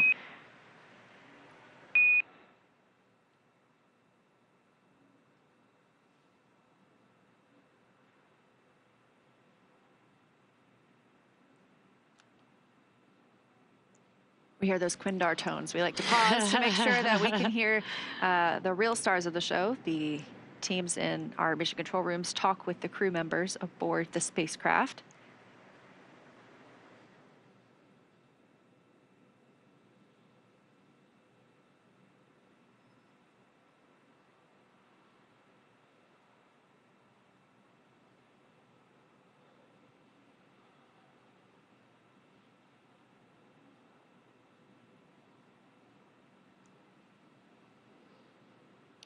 We did expect to pass through waypoint 1 at 5:59 a.m. Pacific time.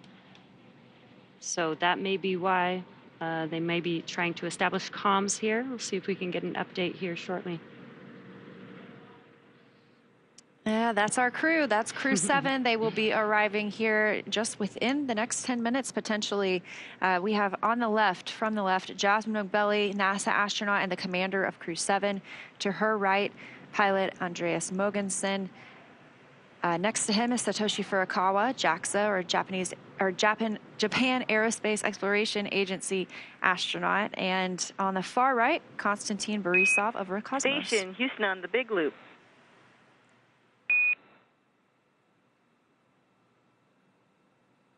Houston Station with you on the big loop. Okay, Woody, we're ready for you to monitor approach per step 3 of 1.102 Dragon approach and retreat monitoring. Let us know when your review is complete and you are ready for docking. Amy, I copy monitor approach per step 3. Review of steps 5 and 6 is complete, and ISS is ready for docking. Welcome, Crew-7. Excellent. And for your awareness, at waypoint 2, Dragon will briefly pause to align for docking and then automatically resume approach. Station copies.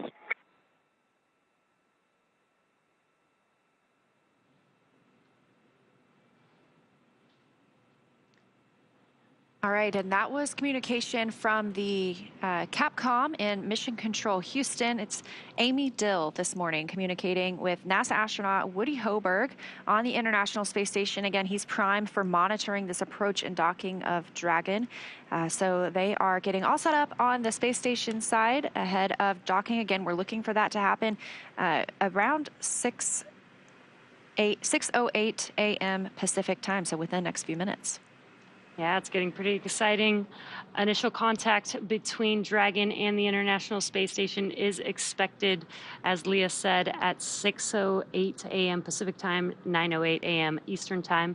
Before reaching waypoint 1, mission operators conducted a go-no-go poll to allow Dragon to begin its approach to waypoint 2, which is located inside of the keep-out sphere, about 20 meters away from the space station.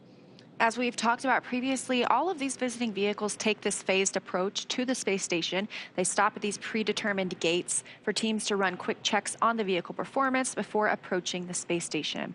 So we know slow and steady wins the race when it comes to bringing two spacecraft together. The docking operations require a really great deal of precision to make sure we're keeping the spacecraft and obviously the crew safe. At the 20-meter distance from station's docking adapter, Dragon's approach will slow, and it will begin to align itself with the adapter to come in for the final approach. Dragon will make its first initial soft contact with the adapter's soft capture ring, which will then retract to bring Dragon in for the hard capture sequence. As a further precaution, Dragon's soft capture system includes a set of rotary spring dampers that helps lessen the force of the contact between the capsule and the station. So for a little bit more of an update on what's happening on the International Space Station and in Houston, let's check in with Sandra Jones. Sandra? Thanks, Leah. Right now, the crew on board Space Station is awake and preparing for the upcoming docking of Dragon to Space Station. Everything continuing to look good here on the Space Station side. NASA Dragon astronaut SpaceX Woody on the Hoberg big will... loop. Soft capture ring extension is complete. SpaceX Dragon copy, soft capture ring deployed complete.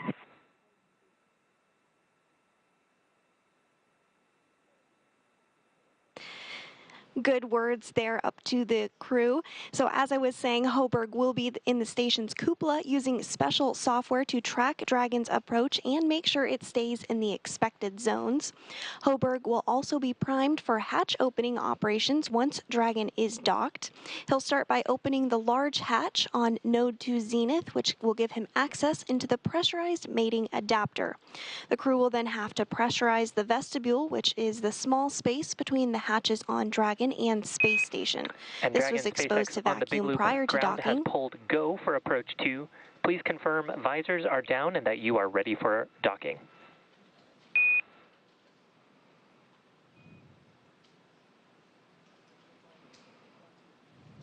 SpaceX Dragon copies on the big loop, go, and also crew members have visors down. We are ready.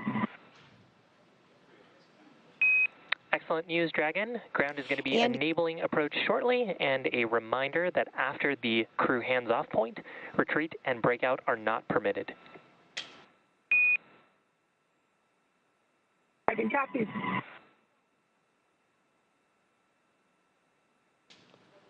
And great calls again up to the crew, letting them know everything is going smoothly. We're getting really close to docking, just confirming that they have their visors down and they can be in that configuration ahead of docking. So everything good here from the space station side. I'll toss it back over to Hawthorne so that you guys can give us an update on your end. Thanks, Sandra. And we did hear the Corps also call out that CHOP, which is the crew hands-off point. Basically, that means that the crew must be hands-off. In case of any aborts that happen during that time, it will be done by Dragon. Now, waypoint 2 is up next, and that will put Dragon only 20 meters away from the space station. From here, the spacecraft will focus on aligning its docking system with the international docking adapter. Yeah, so we're getting pretty close. Right now, it looks like we are about 80 meters from the International Space Station. Again, we did not stop at waypoint 1 today. We just kept on moving through that 220-meter mark. We will hold briefly at waypoint 2. That just gives us a chance to do any final checks, make sure everybody's go before moving in for docking. Additionally, we heard previously that the soft capture ring is extended. That's what's going to make first contact with the International Space Station. It will then pull Dragon into the International Space Station's international docking adapter before those 12 hooks begin to do that hard capture sequence, really securely securing it to the spacecraft.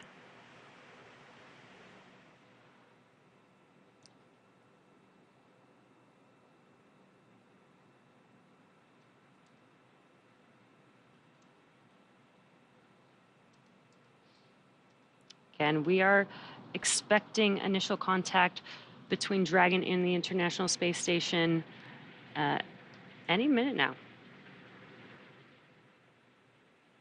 Yeah, we are now 60 meters away from the space station. Again, this is really methodical. It's a very careful process as we prepare for docking, just to ensure the safety of the spacecraft. Like we mentioned, of course, the crew.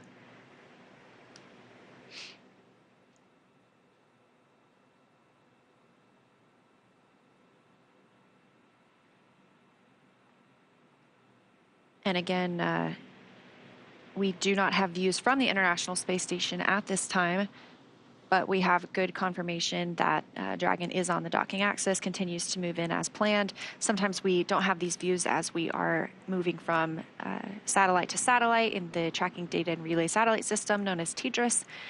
Additionally, sometimes we just don't have great views because it's nighttime on the space station. You know, we see sunrise or sunset every 45 minutes.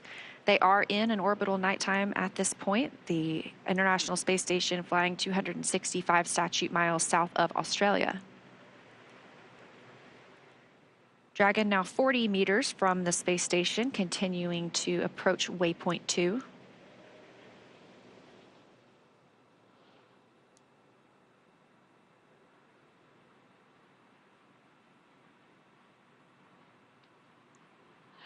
And there you can see on your screen, this is a view from Dragon approaching the International Space Station. You can see how close it is. You can begin to see those details on the station. And looking straight ahead in the center of your screen was the international docking adapter. And this view from inside Dragon Endurance itself, so these are our 4 crew members. You can only see the commander and pilot right now, Jasmine Mobelli and Andreas Mogensen, just monitoring the approach on those crew display panels. Again, they are not making commands at this point. Additionally, at that 2 meters away from the space station, we hear the chop call, at which point they should not send any commands. Right now, we are at 23 meters from the space station, continuing to close in on that zenith port of Node 2. Down toward the bottom of your screen, you can see the nose cone of Dragon Endeavour, which brought the Crew-7 or Crew-6 astronauts to the International Space Station. So we're expecting to hear the call for waypoint 2 shortly, where we will do a brief pause before moving in towards the docking port.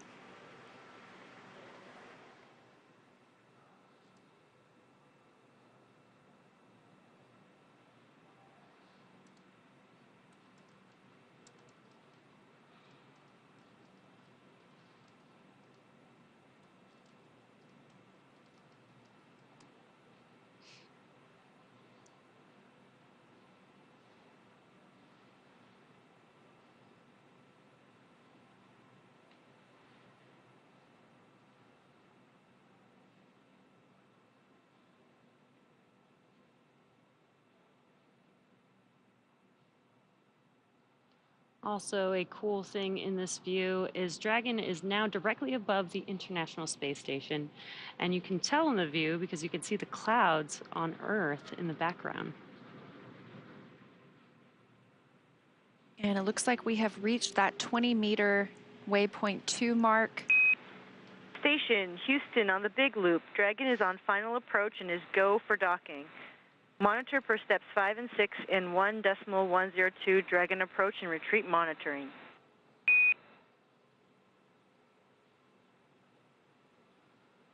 Houston Station copies all.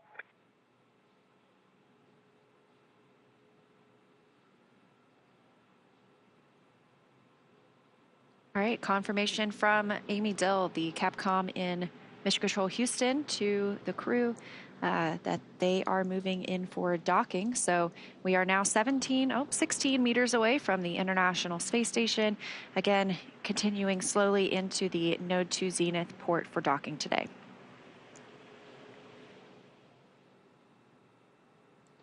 It's such a cool view. It almost feels like we're on Dragon approaching the International Space Station.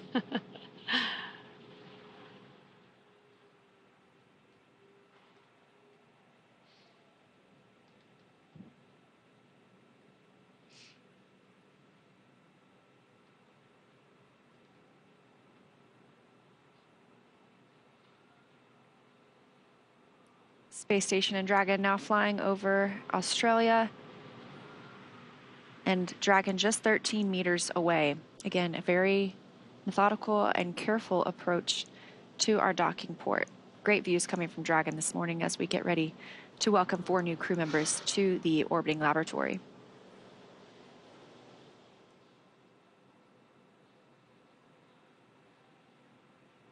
Dragon is at 10 meters. Copy, 10 meters.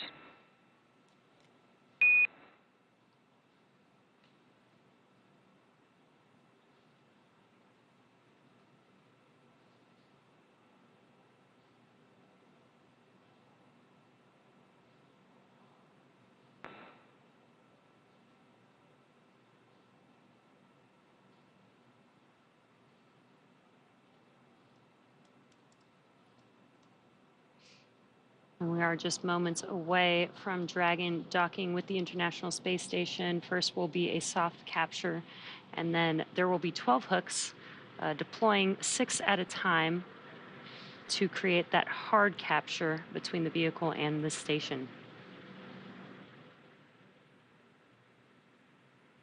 Dragon now just 7 meters away, now 6 meters away from the Node 2 port. 5 meters. Copy, 5. That call coming from Dragon Commander Jasmine Mogbelli, her first space flight to the International Space Station.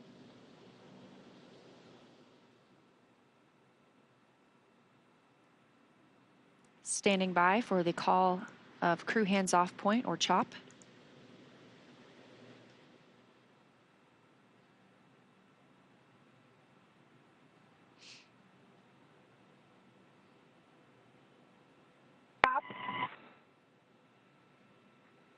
Copy, CHOP.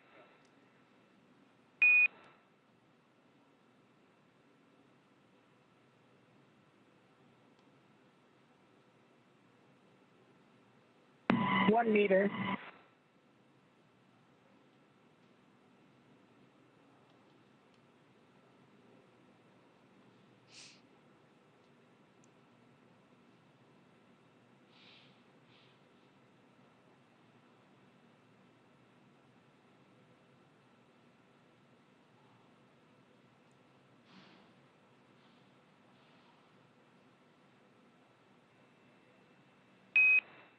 And Dragon, we see soft capture complete, and attenuation will begin shortly.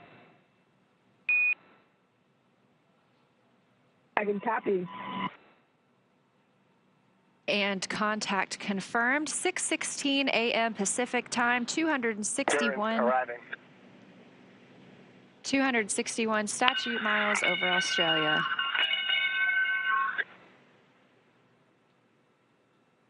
Guys, thank you for the welcome.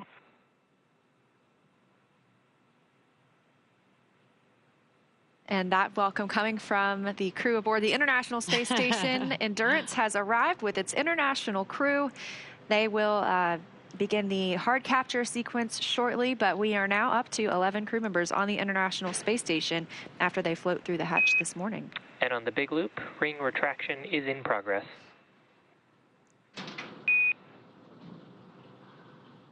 Dragon copies, ring retraction in progress.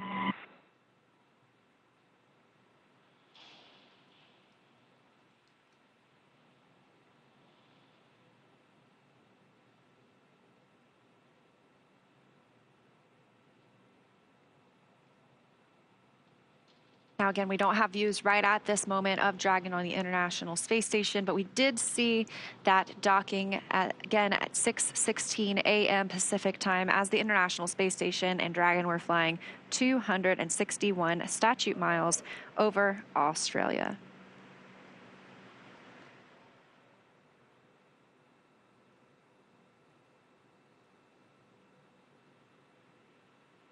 And there's still a few steps to complete before Dragon is securely attached to the station.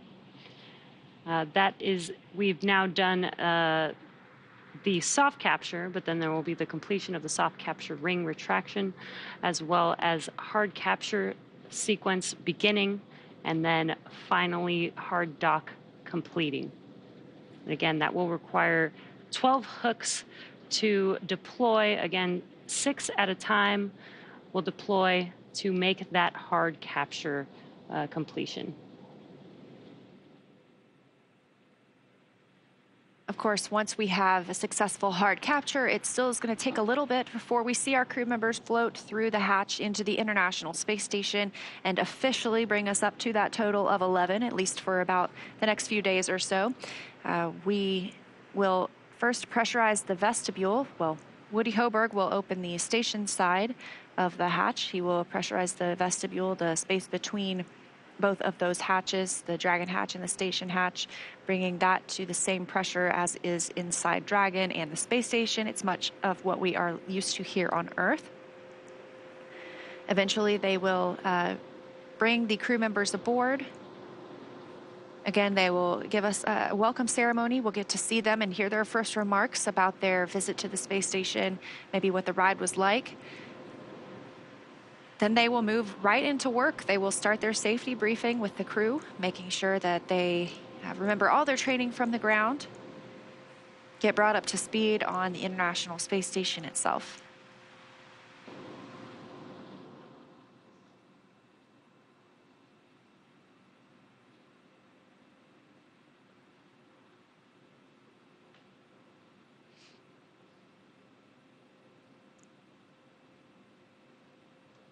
This is Dragon Endurance's third visit to the International Space Station, first on Crew 3, then with Crew 5, now Crew 7. It joins Dragon Endeavour, both docked to the Node 2 module, also known as Harmony.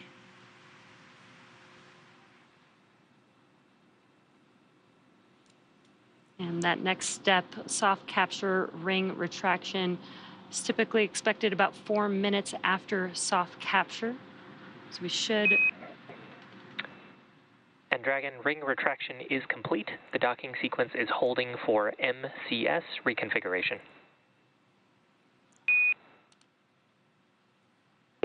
Dragon copies. And what perfect timing. Soft capture ring retraction is now complete. As you mentioned earlier, during this time, we're also connecting an umbilical from Dragon to the station. Dragon has been using power generated by its solar arrays, also battery power. Once it's connected to the International Space Station, it can start using power from the station itself. You got a great view of those solar arrays as we were flying in this morning. And so at this point, Dragon will probably start using the station power for the remainder of its time on the space station over these next 6 months.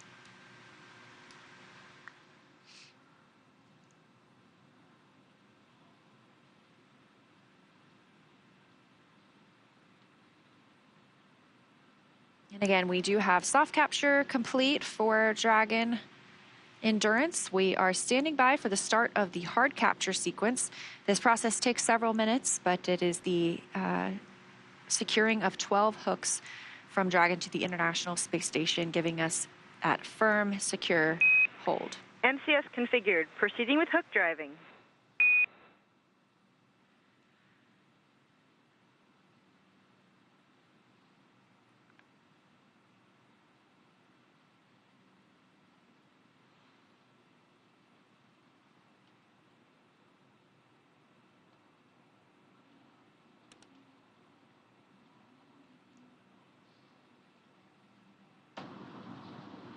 And we did hear that call out, proceeding with hook driving.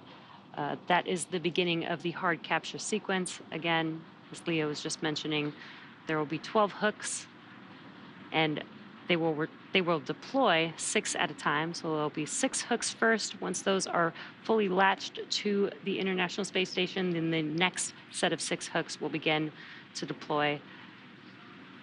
And this process should take a few minutes, about 4 minutes or so, until hard docking is complete.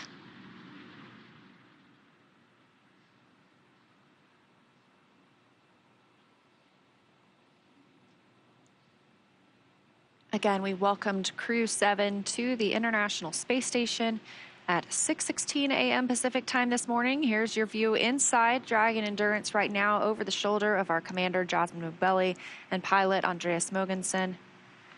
It was Mogbelli's first trip to the International Space Station and Mogensen's second. This is also Konstantin Borisov's first trip to the International Space Station.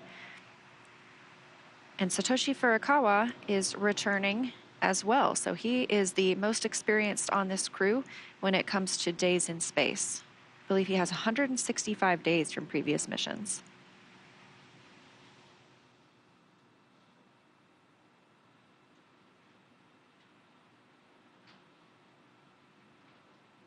This is the view that we saw as we were preparing for docking.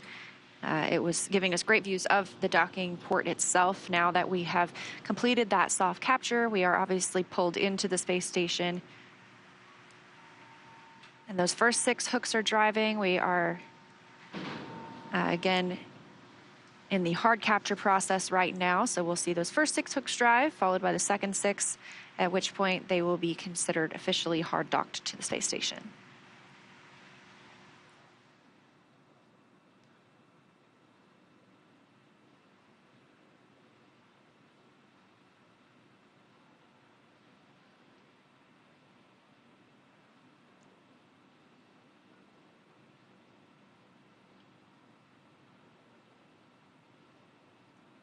We're getting some good progress on the hooks driving. It looks like the second 6 are now starting to drive.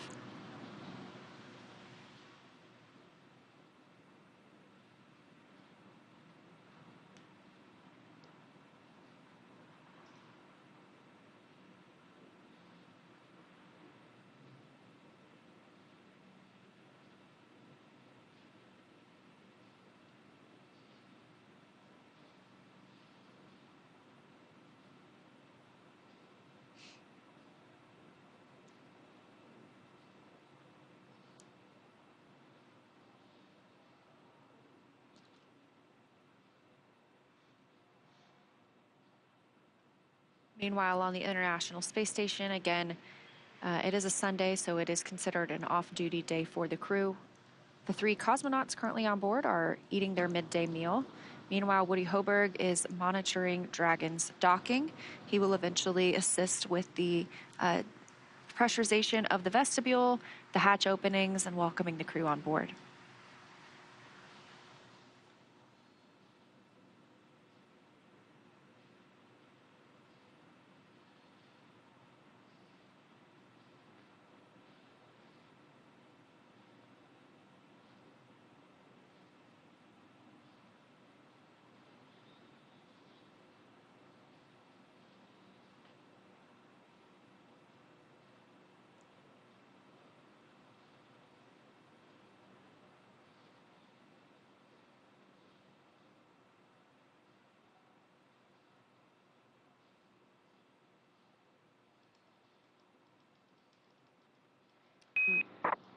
And on the big loop, hard capture is complete. Dragon, you are go to raise visors.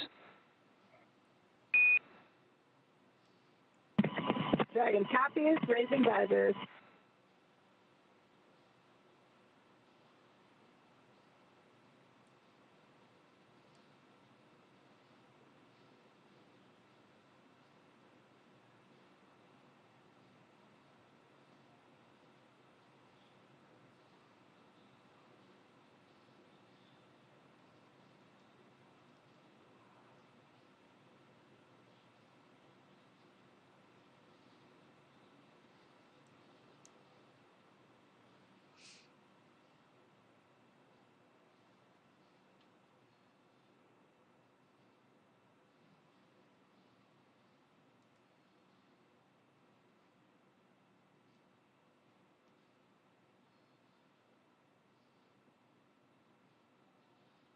And if you're just now joining us, you are tuned in to the NASA SpaceX Crew-7 mission.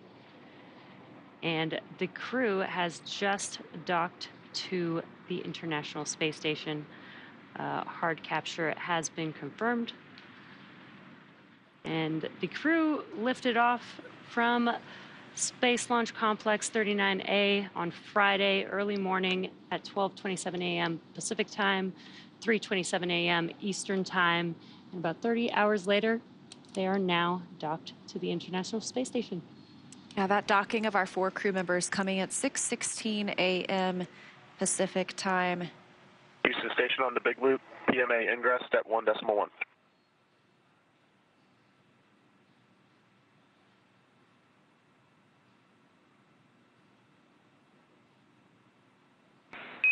And Woody, we're not quite ready for that step yet. We'll let you know when we are. I copy, standing by.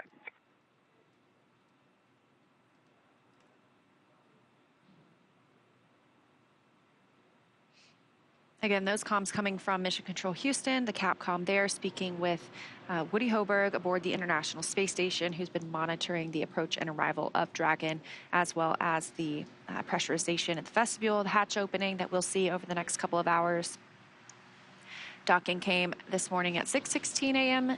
Pacific Time, 9:16 a.m.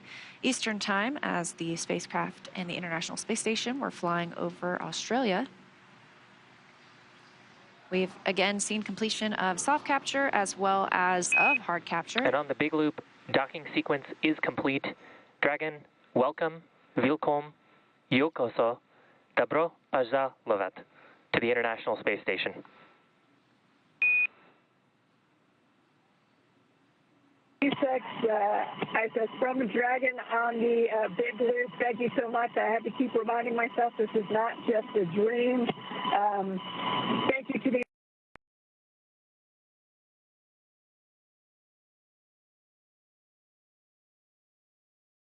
lead, Paul Weiss. We had to keep reminding ourselves that when we open that hatch, we're not walking out into the training center. I'll hand it over to Andy for a few words. Yeah, I want to thank everyone at SpaceX as well, including everyone at our respective partner agencies for getting us this far. You know, this is the first step of the journey. The real mission begins now on board the International Space Station. We have a lot of exciting work ahead of us that we look forward to. And thank you to everyone at our agencies for preparing us. We look forward to getting ready.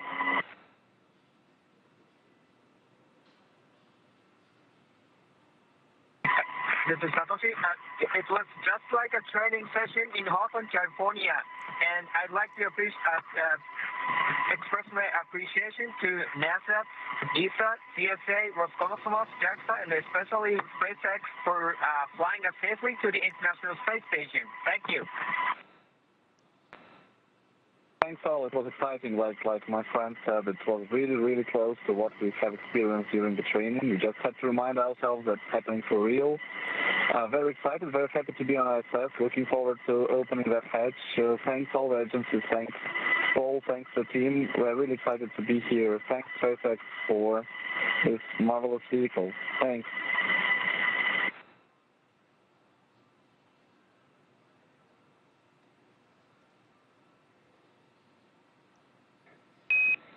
And Dragon, SpaceX on the Big Loop, on behalf of SpaceX, we want to thank you for training with us, and it's been an honor and privilege to bring you to the station today. Ground will be enabling our hardline power and communication connections. You are go to DOF suits per 4.012, and we're going to be taking cameras external. SpaceX Dragon copies all. We'll step into 4.012 suit docking and audio configuration.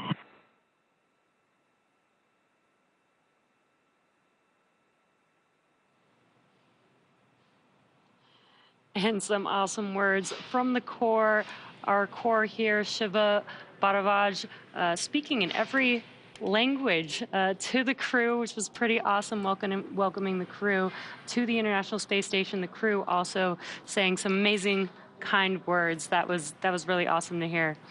Now that Dragon has completed the docking sequence, the spacecraft must undergo a handful of checks before we will be able to open the hatch.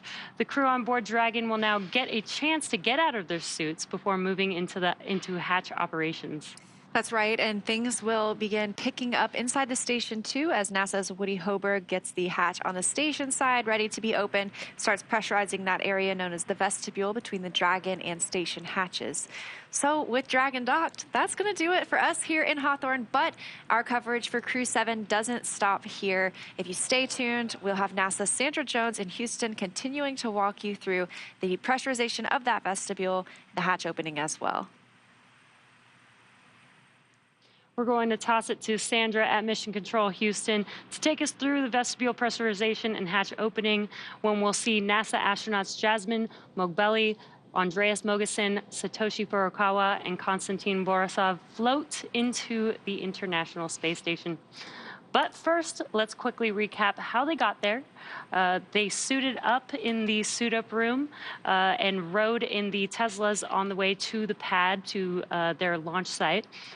They've then ingressed the Dragon vehicle and lifted off from Kennedy Space Center at pad 39A at 3:27 a.m. Eastern Time on Friday morning. Stage 1 came back to land on landing zone 1, and Dragon separated from Falcon 9's second stage, and then the nose cone deployed, as well as we had a few major burns, 5 burns on Dragon to enable them to get to the International Space Station, and docking confirmed at 6:16 a.m. Pacific Time, 9:16 a.m. Eastern Time on Sunday, August 27th. Yeah, so now that Crew-7 has arrived, we are looking ahead to the return of Crew-6. We'll be taking you along as Steve Bowen, Woody Hoberg, Sultan Al-Nayati, and Andrei Fedyayev return home after their long-duration stay aboard the station. Our teams are assessing return dates, which will be announced on nasa.gov, so be sure to tune in as NASA and SpaceX bring you live coverage every step of their journey.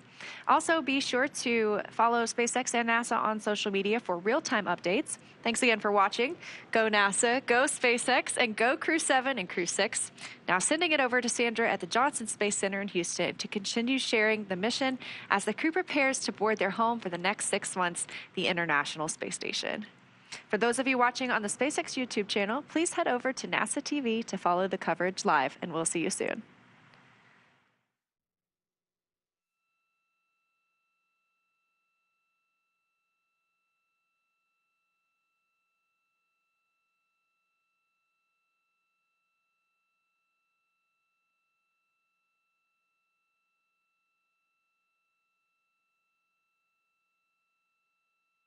This is Mission Control Houston. Crew-7 successfully docked to the International Space Station. That docking occurred at 8:16 a.m. Central Time this morning while flying 261 statute miles over Queensland, Australia. Now that Dragon is docked, NASA astronaut Woody Hoberg is going to begin securing some hardware and then moving right into hatch operations. First, he will open the large hatch at Node 2 Zenith, which will give him access inside the pressurized mating adapter. He'll then work to pressurize the vestibule, which is the small space between the hatches on Dragon and the space station. This was exposed to vacuum prior to docking, so it needs to be filled with air to make sure its pressure is nearly equal with the atmospheric pressures on Dragon and the space station.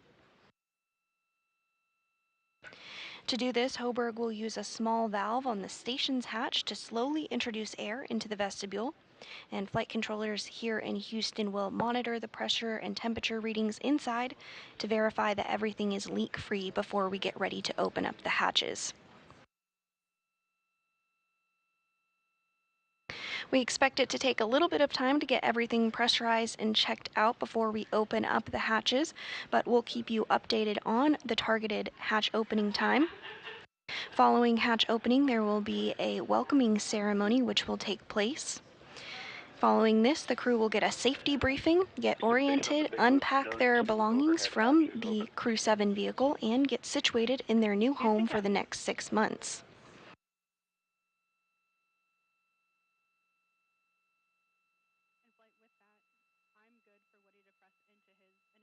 You're looking at a live view inside Mission Control Houston. The current team on console is being led by NASA Flight Director Judd Freeling.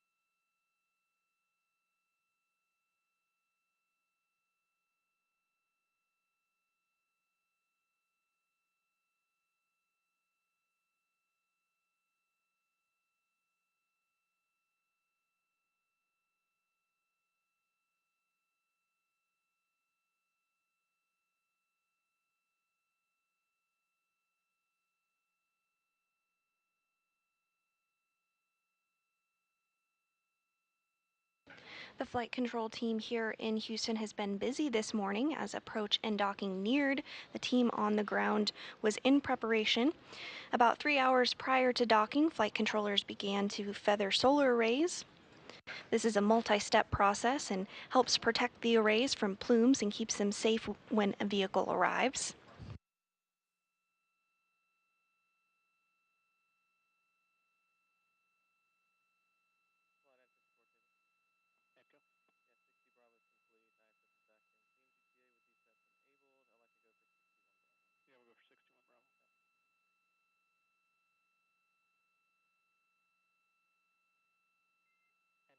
SpaceX on Dragon to ground. No response required, but ISS power connection has been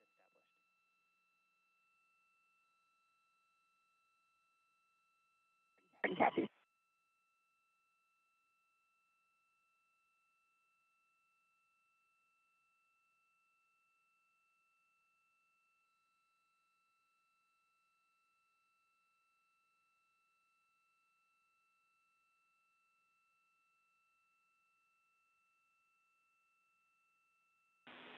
And station Houston on 2 for Woody, you have a go in step 2.2, your go to perform initial IDA Dragon vestibule pressurization for leak check.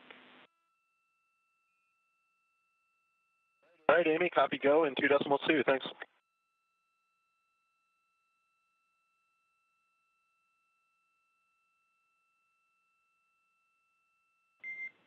And Dragon SpaceX on Dragon to ground. No response required, but expect ISS crew to begin vestibule pressurization.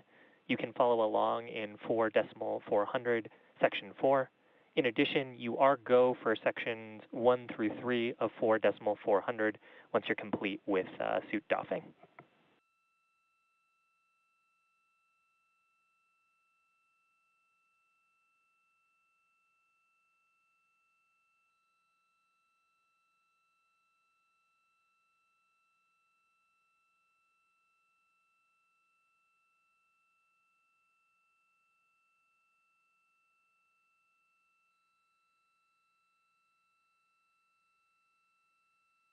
And NASA astronaut Woody Hoberg is continuing to step through the procedures ahead of hatch opening this morning. He's working on getting that small space or vestibule repressurized because it was exposed to vacuum.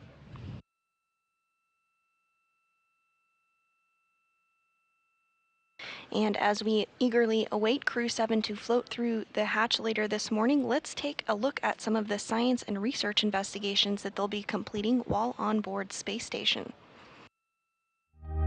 The International Space Station is a state-of-the-art microgravity laboratory that is unlocking discoveries not possible on Earth and helping us push farther into deep space.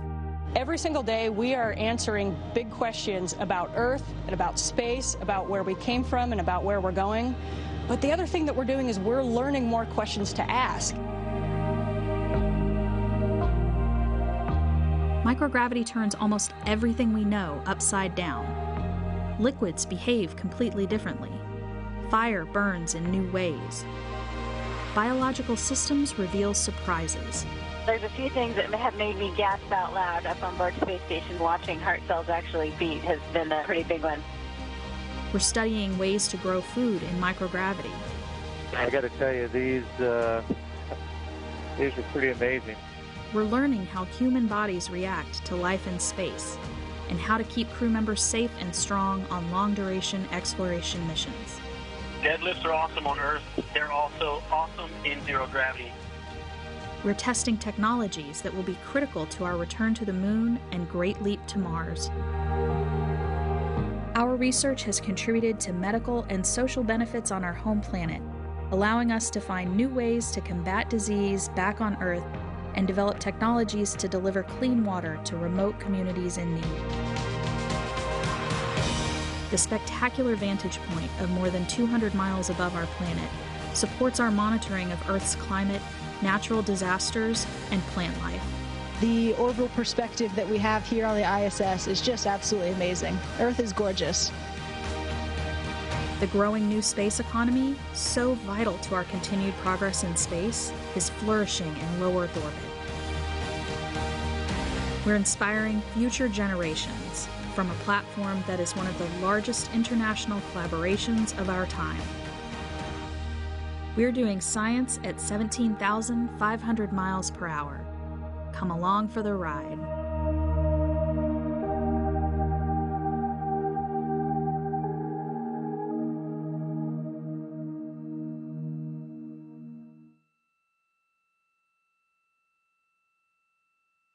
This view inside Mission Control Houston following a docking of Crew-7 at 8:16 a.m. Central Time earlier this morning. At this time, NASA astronaut Woody Hoberg is working through procedures to get the hatches open. First up, he is working on repressurizing the vestibule.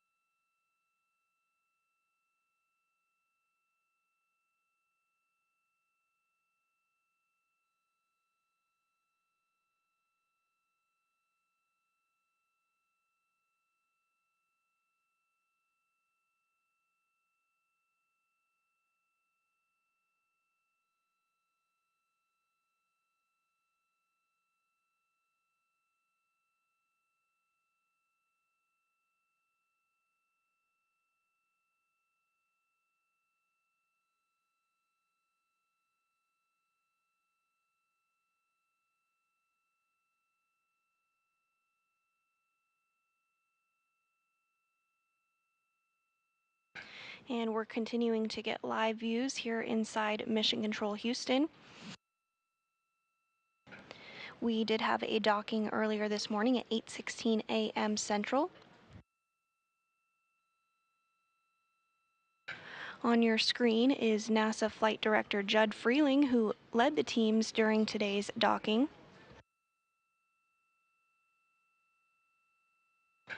He is on the console that has the bouquet of roses on them.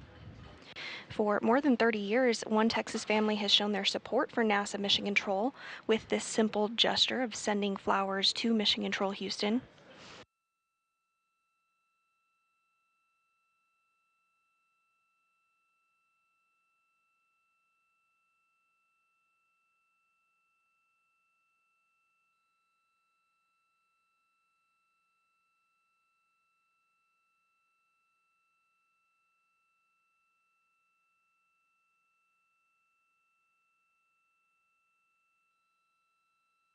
On board the International Space Station, NASA astronaut Woody Hoberg continues to step through procedures ahead of hatch opening. He's working on getting the vestibule repressurized. That's that small space between the hatches that was exposed to vacuum. Needs to be repressurized before the hatches can be opened.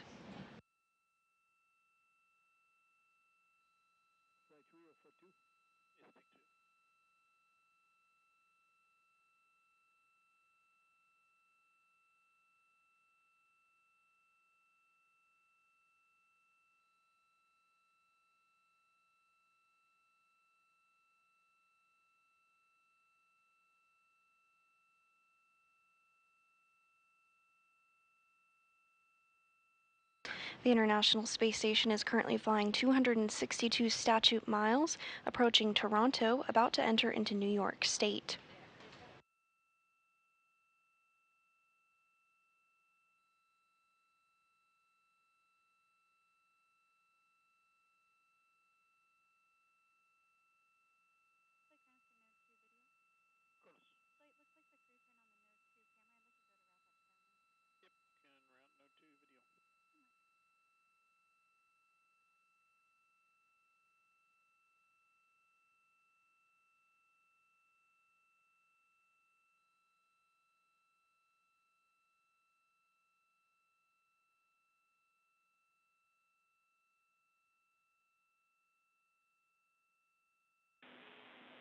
And Station Houston on 2, we noticed you turned on the Node 2 camcorder, so we are going to join you on board.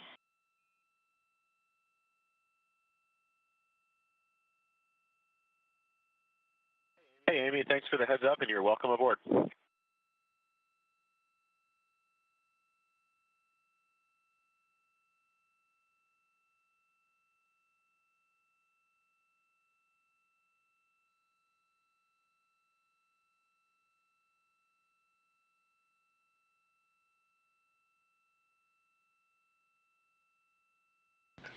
Sounds like we'll be getting some views on board here shortly as Woody Hoberg continues to step through procedures ahead of hatch opening.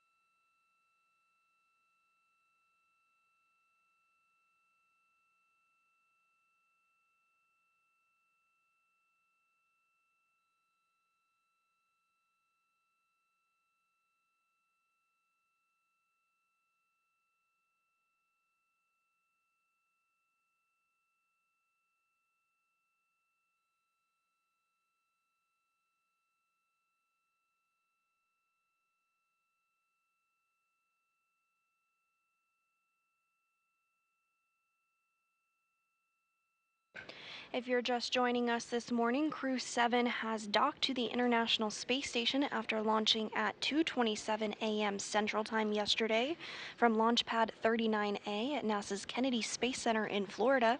The crew of NASA astronaut Jasmine Mugbelli, ESA, European Space Agency astronaut Andy Mogensen, JAXA, Japan Aerospace Exploration Agency astronaut Satoshi Furukawa, and Roscosmos cosmonaut Konstantin Borisov docked to the orbital outpost at 8:16 a.m. Central this morning. Inside the International Space Station, Woody Hoberg is making incremental steps toward hatch opening. He's working through procedures to equalize the pressure between Dragon and Space Station, and following this, the vestibule's pressure will be brought up to about 5 pounds per square inch, and a leak check will be performed.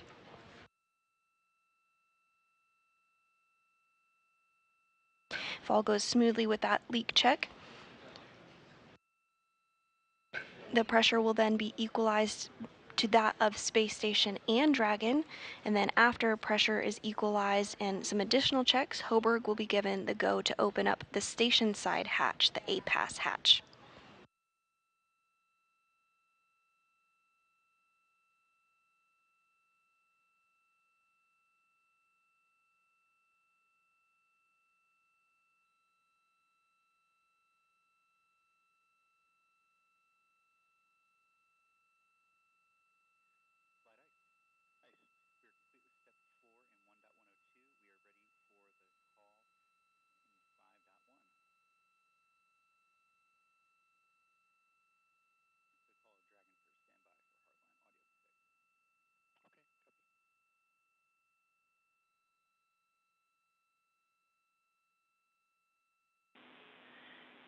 Dragon, Houston, on the big loop. Stand by for hardline audio config.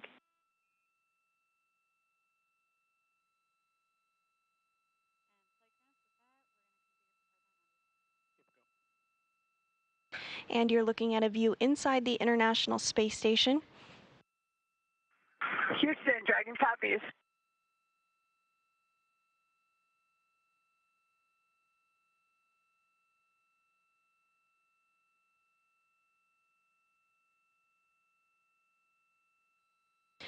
We may see some views of NASA astronaut Woody Hoberg as he continues to step through those procedures ahead of hatch opening.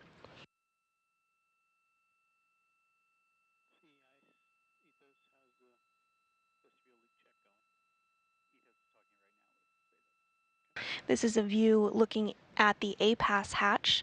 Of course, it's not quite open yet, but here shortly we will see it be able to be opened up once all those pressure checks are completed.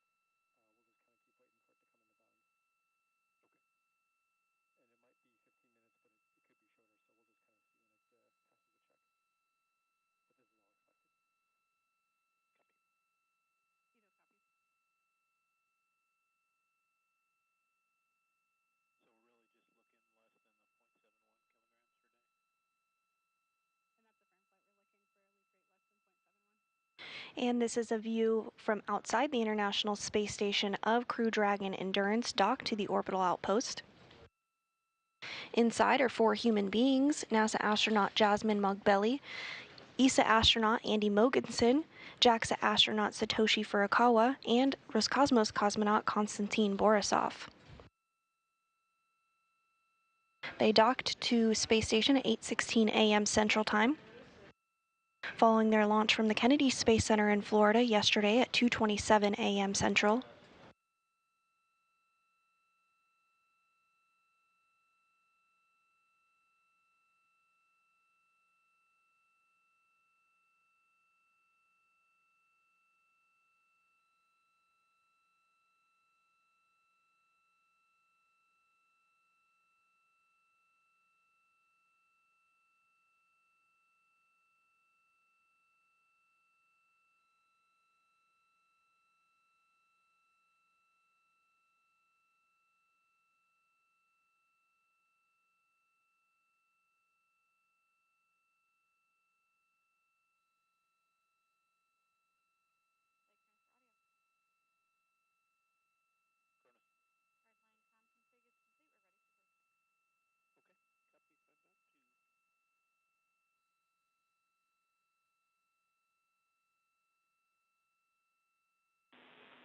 Dragon, Houston on the big loop. Hardline audio configuration is complete. Please do a comm check.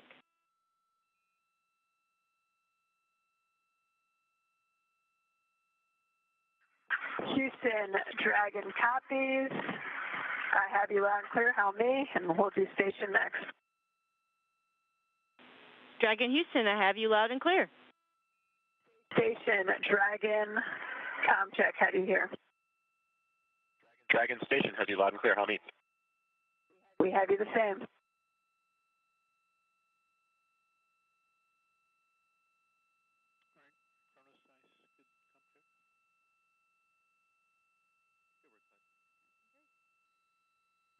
And that was a communications check between Dragon Endurance and the International Space Station, everything checking out well. SpaceX, Dragon on the big loop. Suits are drying. Copy, Dragon. Suits are drying. And Dragon, let us know when it's okay for us to come back on board.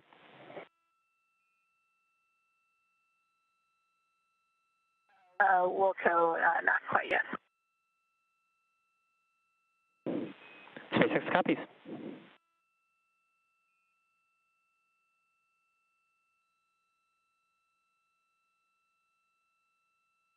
And with that call, we may shortly be getting some views back inside Crew Dragon Endurance. The crew has removed their spacesuits and has them in a drying configuration as they wait to come aboard the International Space Station.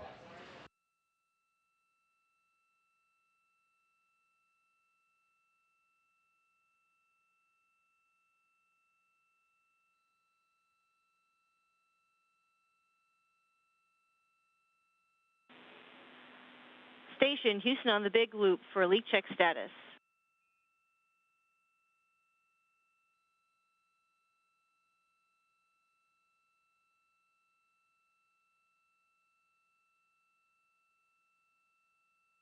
Go ahead, Amy. Hey, just want to let you know we're expecting about another 10 minutes or so to confirm that the leak check is good. All right, we copy. Thanks for the update.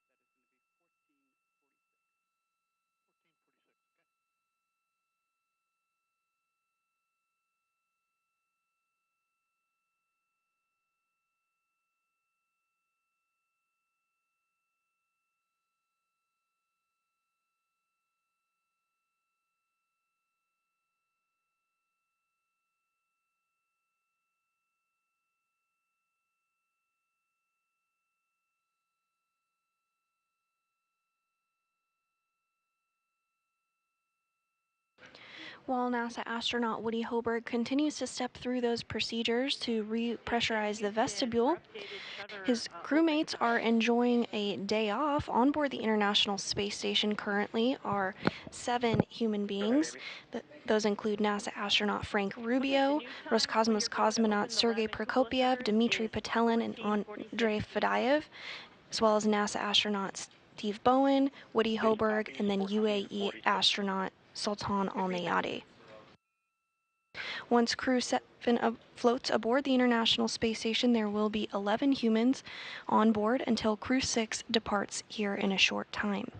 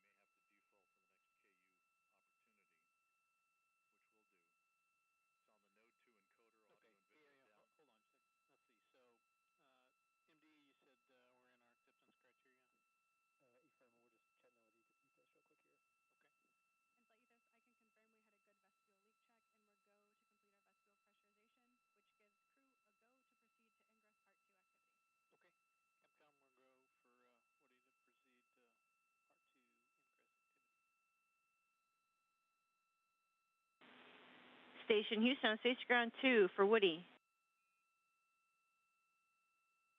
Amy, with you on 2. We've had a good vestibule leak check, so you are go for the Part 2 activity in Step 3.1. I copy. Good news. Copy go in 3.1. What's the ice and ethos now that we're in the Part 2 vestibule? Any idea how long before we can open the hatch from this point? One month late. Flight ethos, from my perspective, I see a good APAS equalization, but I know there are other steps in the hatch opening. Pass it takes minutes rather than instantaneous. Yep.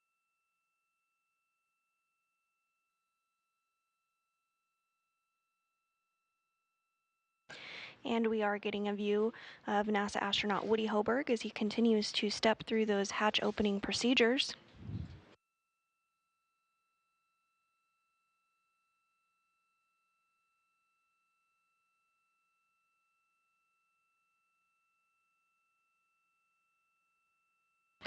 Hoberg was working to install some padding on the APAS hatch to help outfit it to protect it.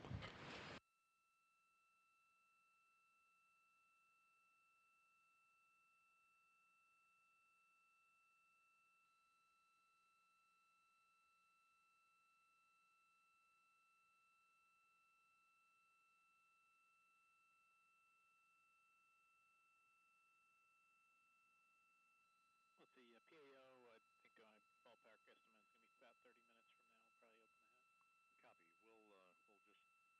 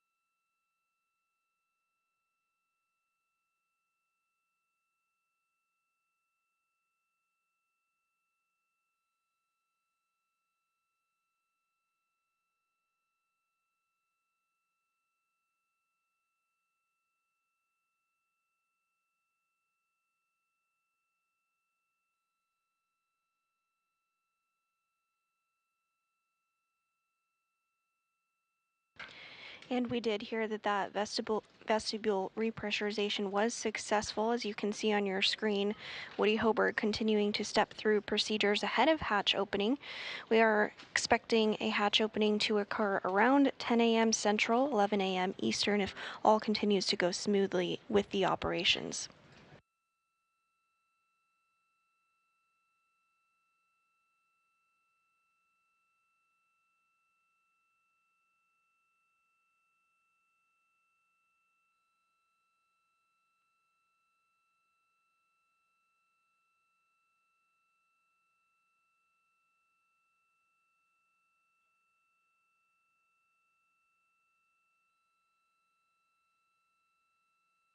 And this view of Crew Dragon Endurance inside our 4 astronauts, NASA astronaut Jasmine Mogbelli, ESA astronaut Andy Mogensen, JAXA astronaut Satoshi Furukawa, and Roscosmos cosmonaut Konstantin Borisov. They docked to the International Space Station at 8:16 a.m. Central Time and are now working through procedures on their end as well ahead of hatch opening around 10 a.m. Central Time.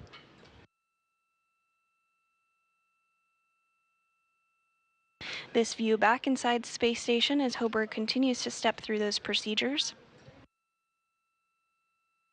We did see him installing some padding on the APAS hatch. The APAS hatch is the androgynous peripheral assembly system. He installed that padding to help outfit it ahead of the hatch opening.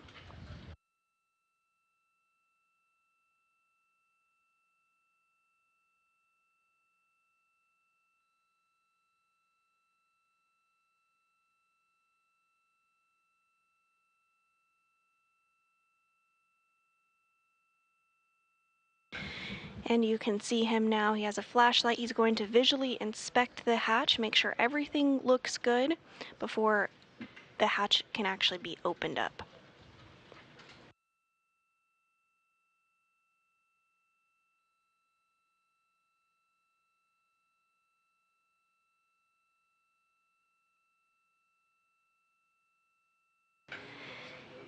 And that APAS hatch now open.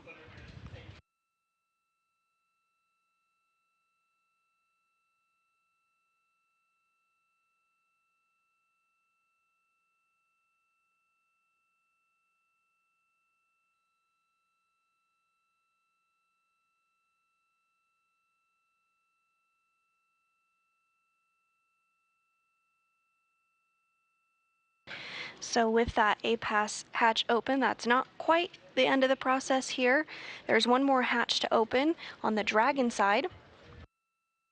So the crew on both space station and inside Endurance are working through procedures to open up that hatch next, and then they'll welcome the Crew-7 astronauts on board.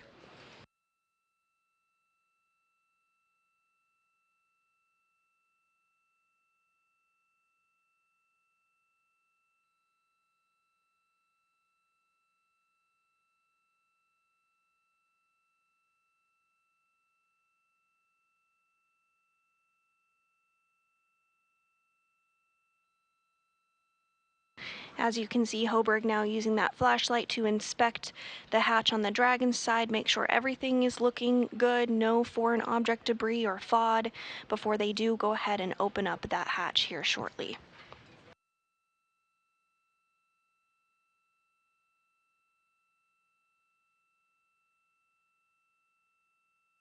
We are going to stand by for the pressure to just equal out between the space station hatch and the Dragon hatch.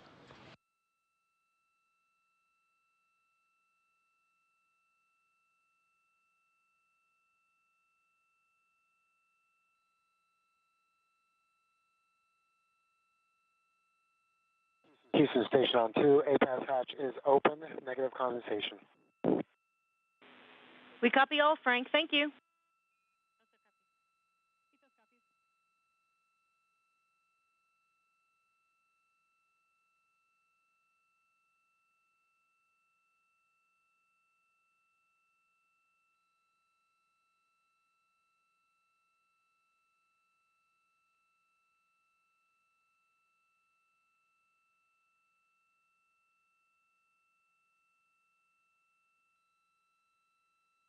And this is a view This is a view inside Mission Control Houston. NASA Flight Director Judd Freeling, who you see on the console there with the flowers, led the team through docking operations this morning. The crew here in Houston continuing to work alongside the crew on board the space station, namely NASA astronaut Woody Hoberg, as he steps through procedures ahead of hatch opening. The APAS hatch, or the station side hatch, is now open. We're standing by for that pressure to equal out between the Dragon hatch and the station hatch before the Dragon hatch can be opened.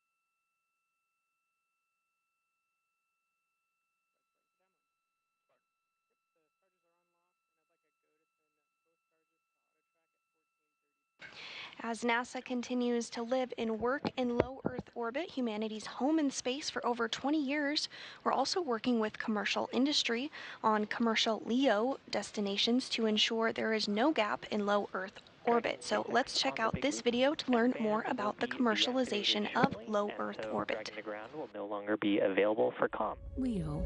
It stands for low Earth orbit. That's a portion of outer space about 250 miles up. And for over 20 years, it's been home to the world's most unique laboratory, the International Space Station. In this weightless environment, the space station has enabled scientific and engineering breakthroughs that just weren't possible on Earth. It's taught us more about our planet, physics and biology, and it's preparing humans to travel farther from home than ever before. And as the space station approaches its end of life, America will maintain leadership in LEO by enabling a new era of commercial spaceflight. Through the Commercial LEO Development Program, NASA is working with industry partners to develop the first generation of commercial space destinations. These will be privately owned and operated space facilities, where NASA will be just one of many customers. This new orbital economy will stimulate commerce and usher in the next generation of aerospace engineering, opening the door for scientific discoveries and private astronauts, allowing NASA to continue its critical research in LEO, supporting deep space exploration and bringing those benefits back home to Earth.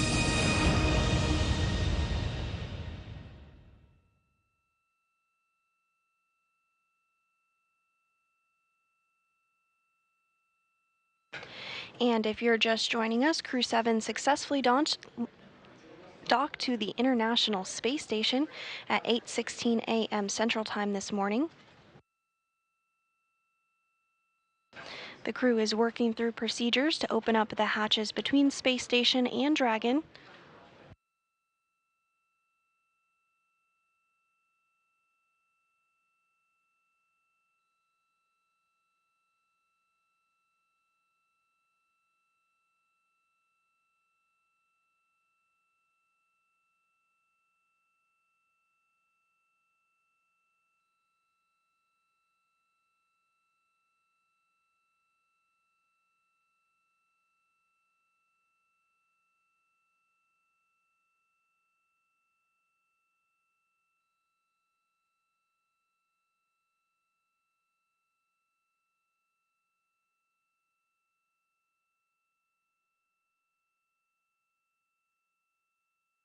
SpaceX Dragon for food and water inventory when available.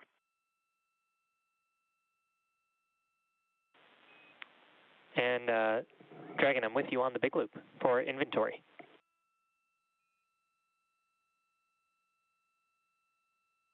Okay, regarding water, all bottles consumed from bag 201 and 202. Regarding bag 203, 4 out of 5 bottles consumed. How copy? Copy, Satoshi.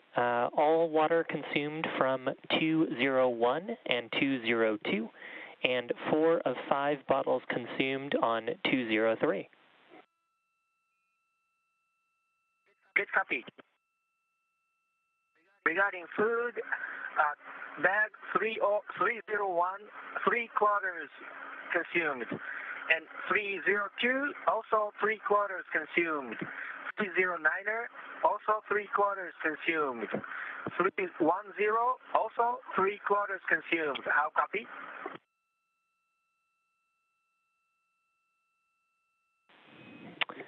Copy, Satoshi.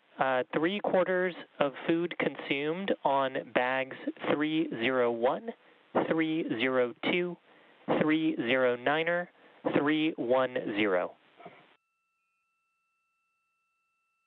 Good copy, thanks. And Satoshi, one clarification, does the water count include the bottle for 4.400 section 5? Affirmative. Great, thank you.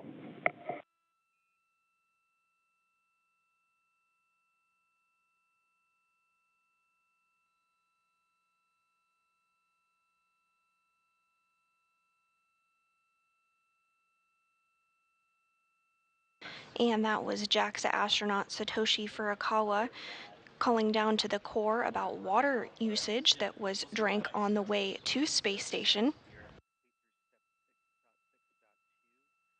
There's a very methodical way that the Dragon is packed with the cargo in order to have the proper weight distribution, and SpaceX keeps track of this throughout the mission in order to ensure everything is as it should be in the correct place ahead of re-entry.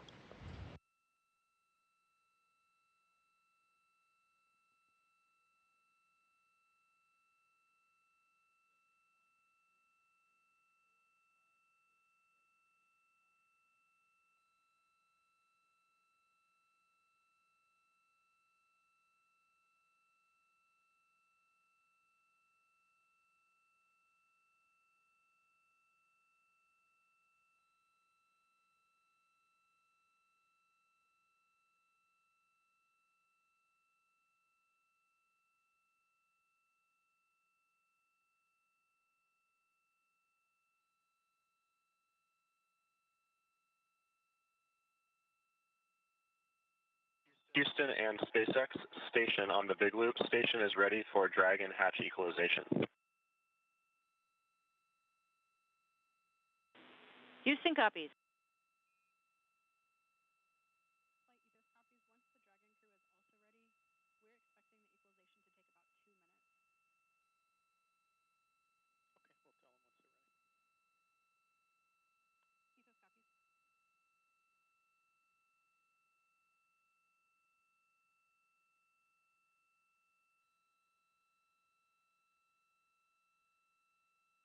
And with that call, Hoberg reporting that the space station side is ready to begin the equalization process.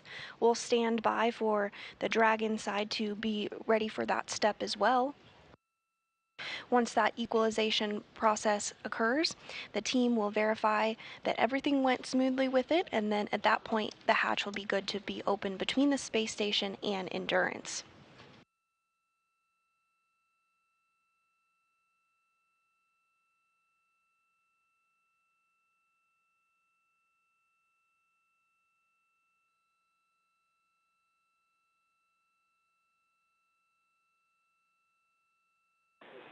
And Dragon SpaceX on the Big Loop for a couple of items.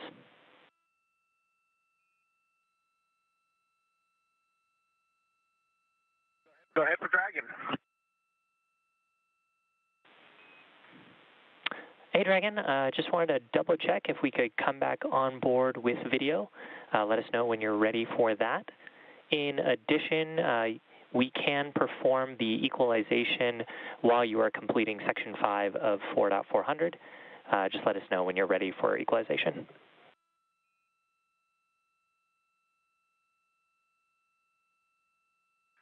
We're doing Section 5 now, and we're ready for equalization.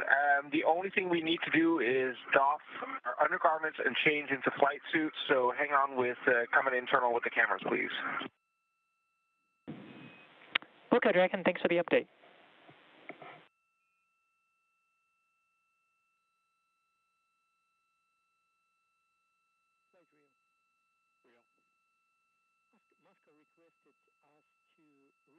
And with that call, we may expect to get views back inside Crew Dragon Endurance once the crew finishes getting changed. They did take off their spacesuits in order to get them into a drying configuration.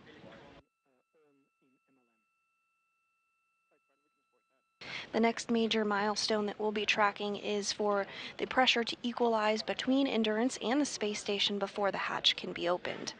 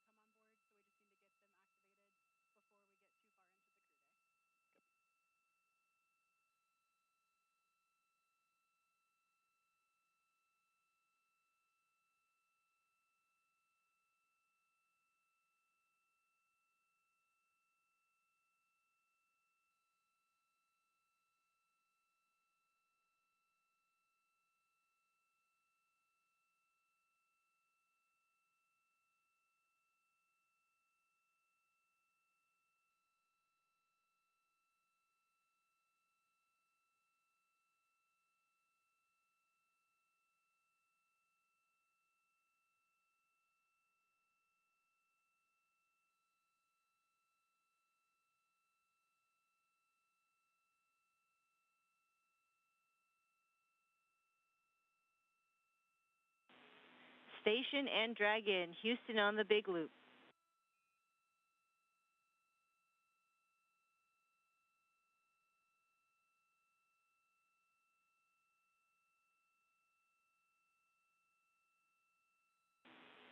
And Station and Dragon, Houston on the Big Loop. Dragon, ready to copy? Stand by for equalization. It's expecting to take 2 minutes. Dragon copies. Station copies.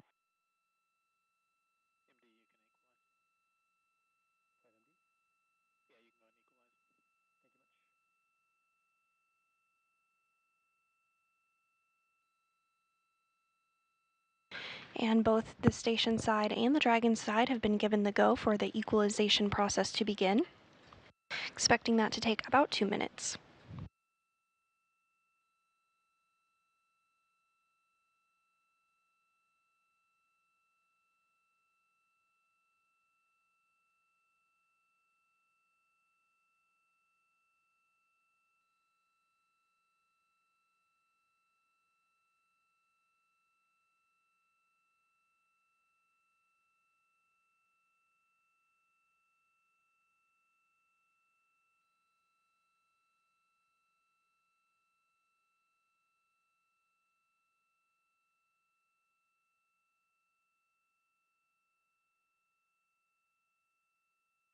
Once the pressure is equalized, teams here on the ground will complete leak checks to make sure that everything is as expected, and then the go will be given to open up the hatch.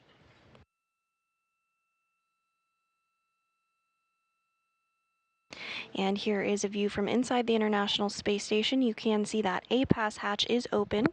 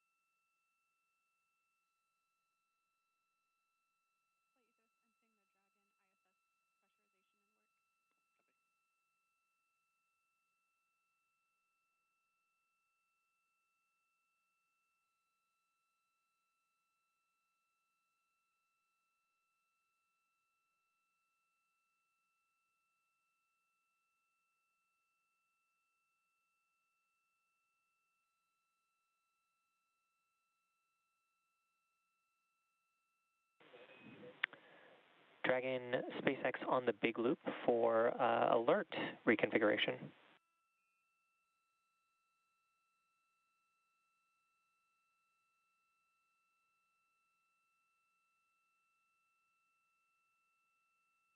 Go for Dragon. Dragon, we've been evaluating the GPS-2 alerts on your board and are going to clear most of those. We're going to keep the AGPS-2 filter faulted walk-off on the board so you have insight that that receiver is still down. How copy?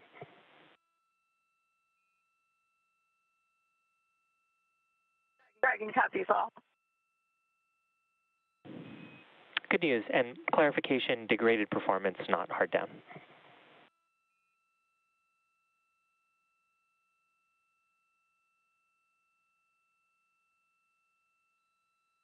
Dragon copies degraded performance.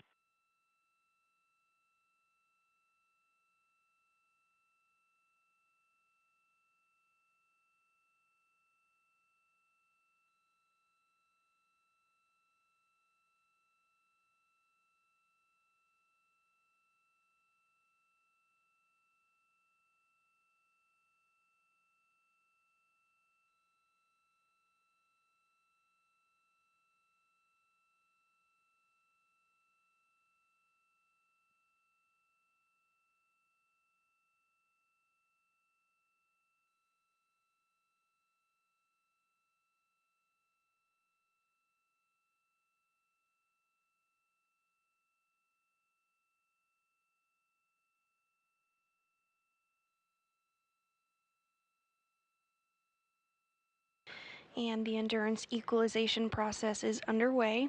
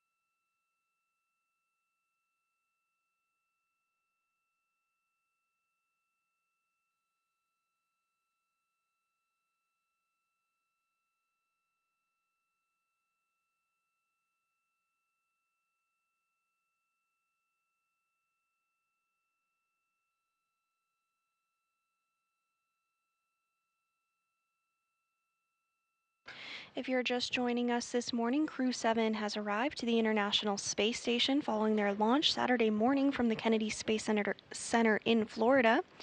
We are standing by for the hatches to open here a short time from now. The A-Pass hatch, or the hatch on the space station side, has already been opened, as you can see here on your screen. We are just waiting for that pressure to equalize out between the A-Pass hatch and the hatch on Crew Dragon. Once that pressure is equalized, the team here on the ground will do some checks, make sure everything looks okay, and then the go will be given to go ahead and open up that hatch, at which point we'll see Crew-7 float through the hatch and be welcomed aboard their home for the next 6 months, the International Space Station.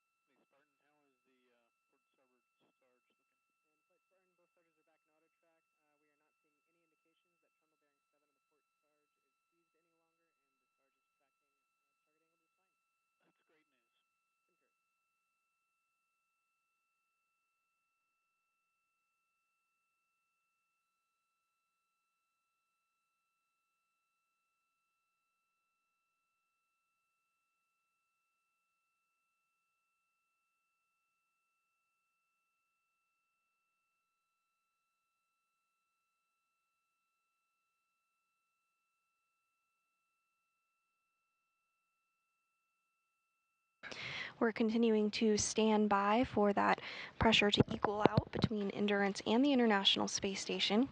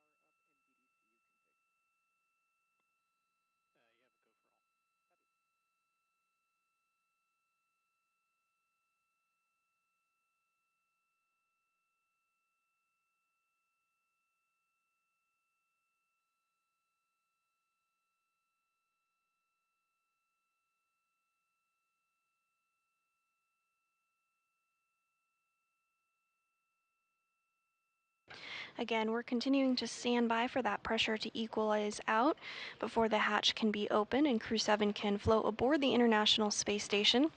Once they are on board, following a welcoming ceremony, they will take part in a safety briefing, which is typical for arriving crew members to Space Station. This safety briefing will be led by Space Station Commander Sergei Prokopyev and will officially kick off the handover period between Crew-6 and Crew-7. Crew-6 is slated to undock from the International Space Station no earlier than September 2nd, but this will be monitored and refined in the coming days.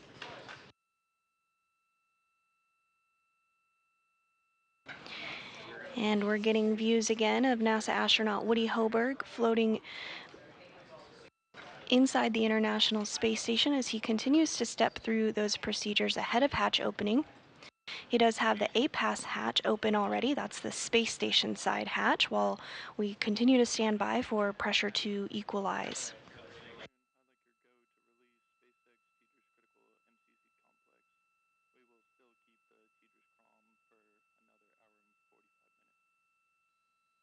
CMD, you agree we can release SpaceX teachers critical? Yes, Ed, I can confirm we can release teachers critical. We still have a rest band up, but we'll be taking that down as soon as we open the hatch. But go to release critical. Okay, GC, you can release SpaceX critical and CC complex. GC copies.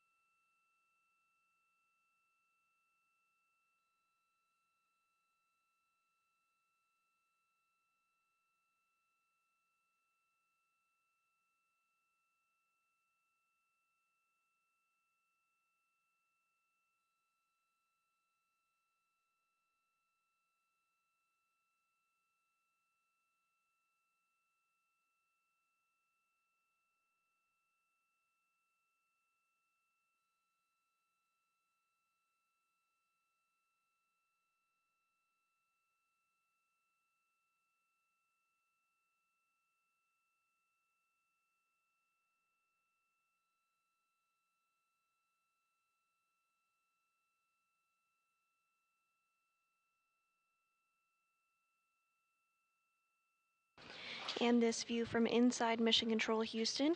NASA Flight Director Judd Freeling did lead the team this morning in docking operations. That docking occurred at 8:16 a.m. Central. The big loop for next steps.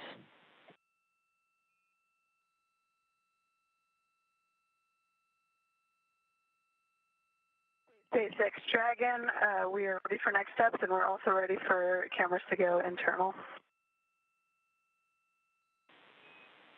Excellent, Dragon. We'll put that in work, and I wanted to let you know that the vestibule and capsule are equalized, so we are ready for hatch open.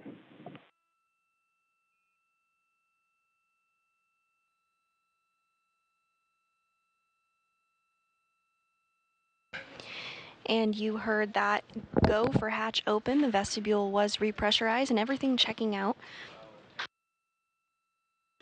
Short time from now, we should expect to see Crew-7 float aboard the International Space Station.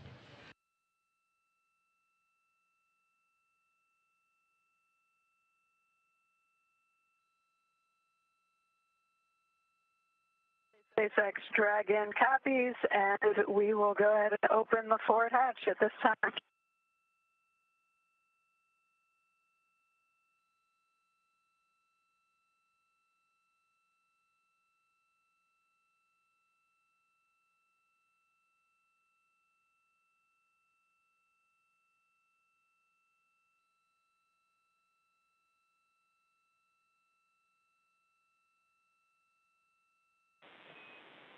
Copy, Dragon. You are go for hatch opening per the decal, followed by 4.400 section 6.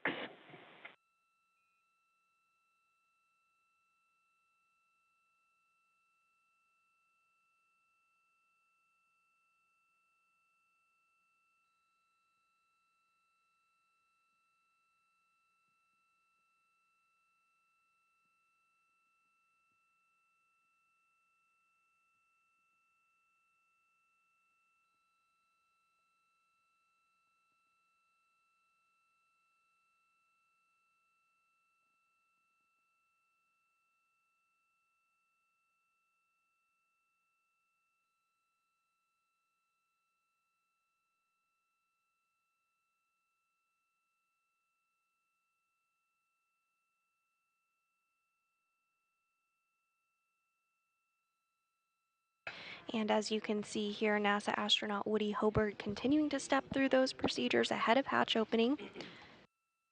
The Crew-7 astronauts are also getting things configured and will join the 7-person crew onboard station, bringing the total crew members on station to 11 here shortly.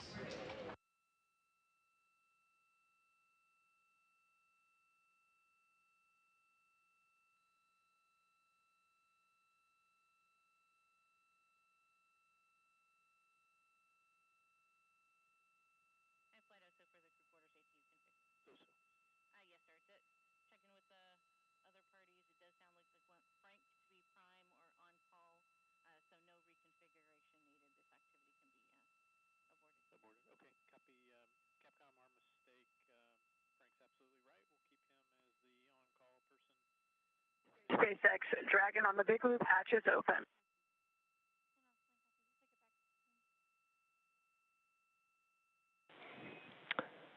And SpaceX copies, hatches open. And crew, if you could complete section 6 of 4.400, and then just a reminder that this starts the LIO clock. Copy completing section 6 of 4.400 and copy on the LIO clock.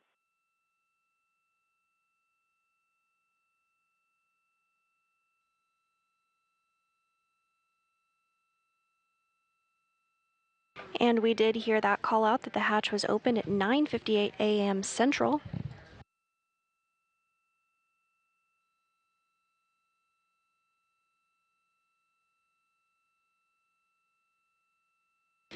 NASA astronaut Woody Hoberg is now going to work to install IMV ducting to help mix the air of the space station environment with the air inside Crew Dragon.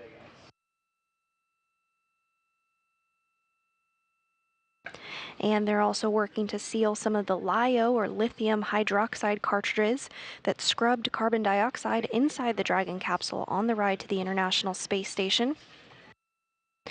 The crew will also check some vent valves as well, so it may just be... And we are getting views back inside Crew Dragon Endurance of Crew-7, first time since they've docked to the International Space Station. Great to see them on board. May just be a little bit more time until we do welcome them on board as they continue those preparations, but these last final checks are critical to make sure everything is good to go, since it will remain docked to the International Space Station for the next 6 months.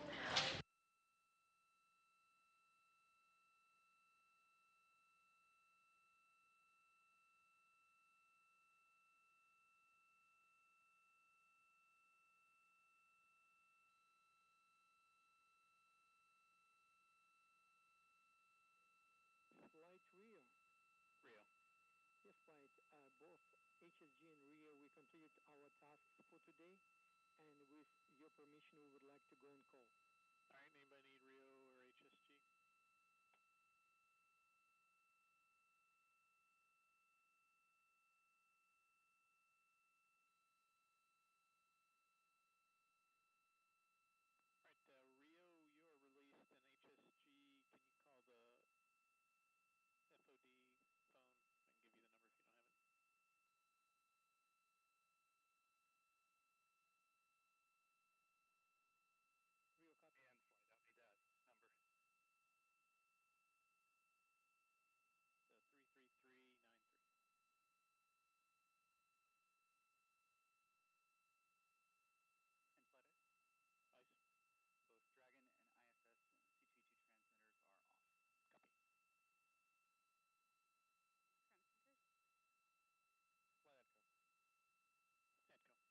transmitters are off. Copy. Flight Echo. Atco. Yeah, neither of our GPS units accepted the request command for their REL nav mode. Our star block has to send that up to 5 times, but I'd like to go to resend this command. You can resend. And first through the hatch is the commander of Crew-7, Jasmine Mogbelli, her first time on board the International Space Station. Next up we have Andy Mogensen, ESA astronaut. This is his second space flight.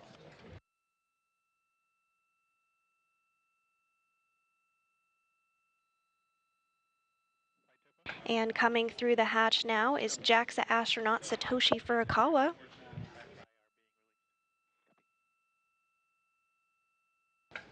This is his second mission to space as well.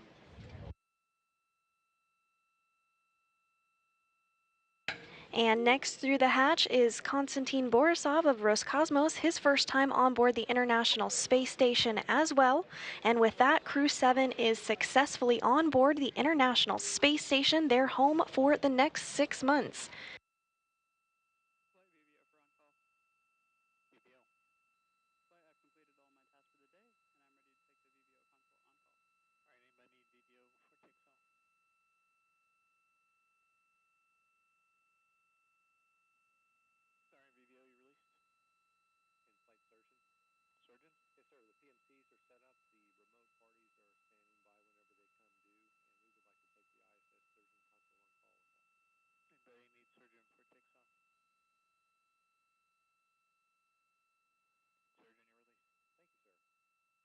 And if you're just joining us, Crew-7 just floated aboard the International Space Station after hatches were opened at 9:58 a.m. Central. That was following a docking that occurred at 8:16 a.m. Central. It was almost a 30-hour ride to orbit as they launched from the Kennedy Space Center in Florida at 2:27 a.m. Central.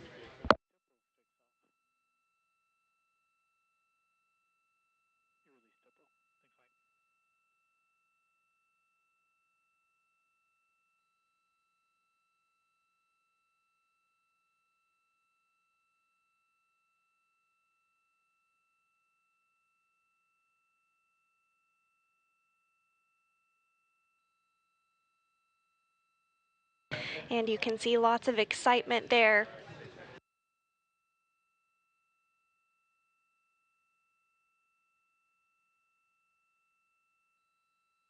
Crew going to work on securing a few items and getting everything squared away ahead of a welcome ceremony slated to begin here shortly.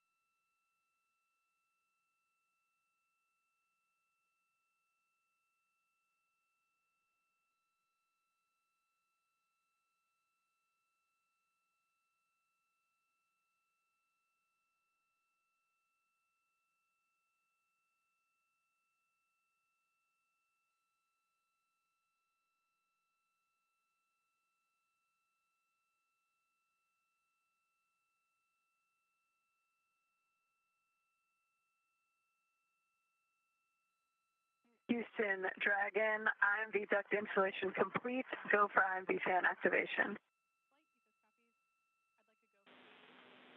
Houston copies. We'll put that in work.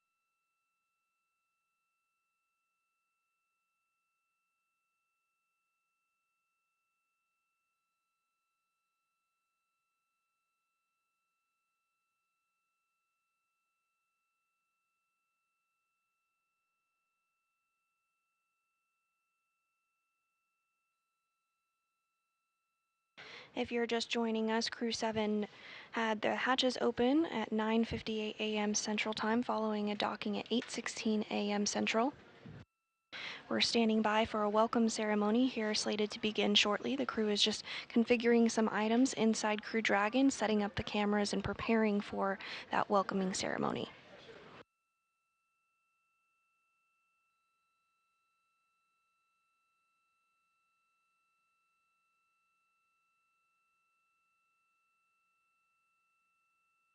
This is the view inside Endurance. You can see the spacesuits there. They're in a drying configuration. The crew has changed out of those spacesuits clearly and are now in their flight suits.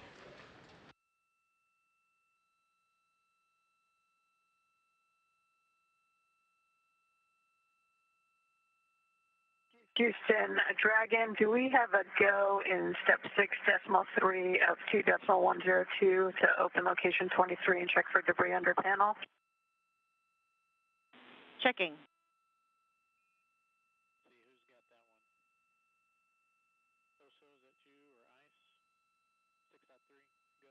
And we're getting views now inside the International Space Station.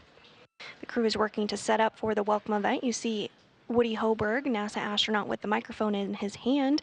He was prime for hatch opening operations this morning.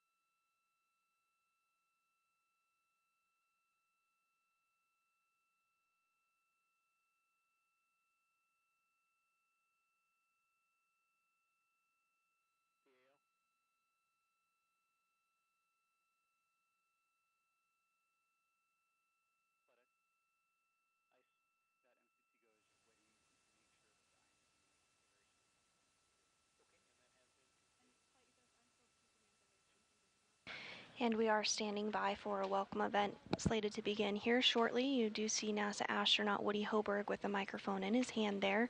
He is completing a scene and voice check. This is required for us to change out our LiO cartridge within 20 minutes for this, put the seal on. Copy, Jaws. We need to send 2 commands to get the IMV configured, so stand by. Shortly we'll be able to give you a go for 6.3. Dragon copy, standing by.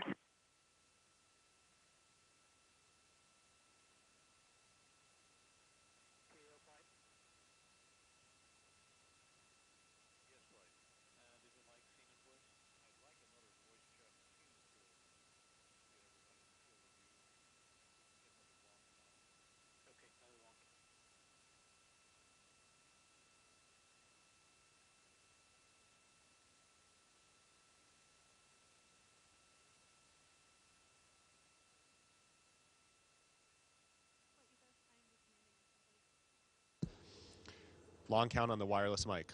1, 2, 3, 4, 5, And 6, Dragon, 7, Houston on Space Ground 8, 2, you have a go 9, in 6.3. 10. Dragon copies, go in 6.3.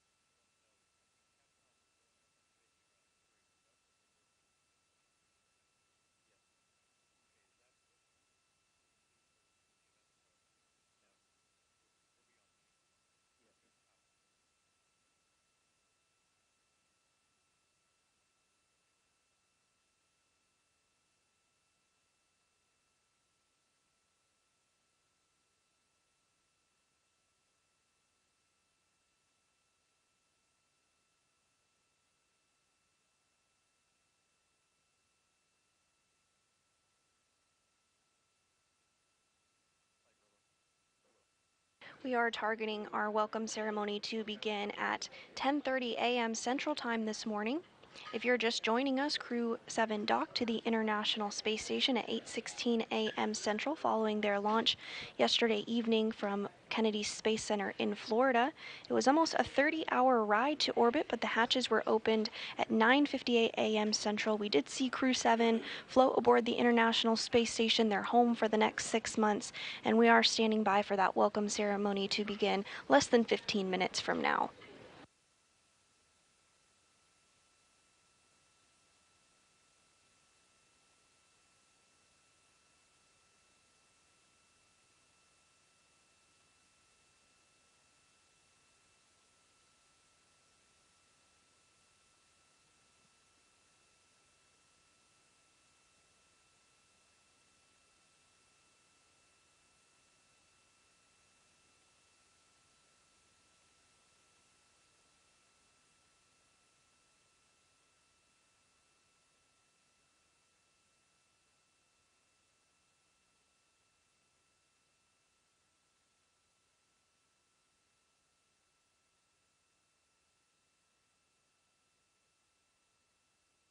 SpaceX Dragon, question on the LiO cartridge.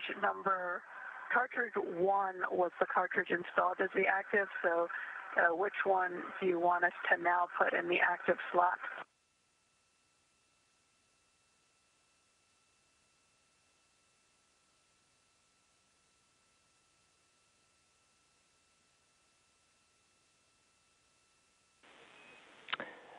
Checking Dragon. I'll get you an answer in just a sec.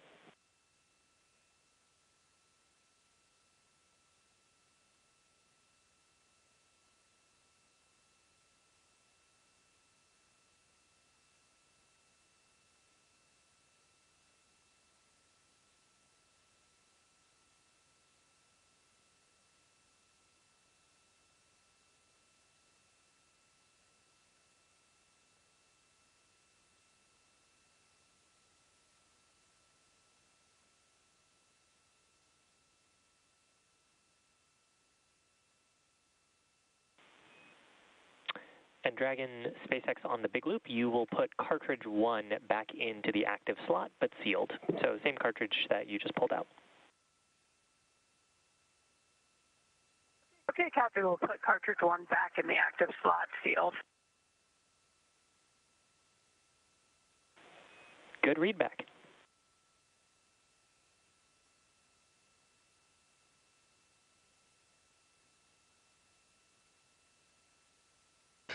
Everything looking good for our welcoming ceremony. Still on track to begin just about 10 minutes from now at 10:30 a.m. Central.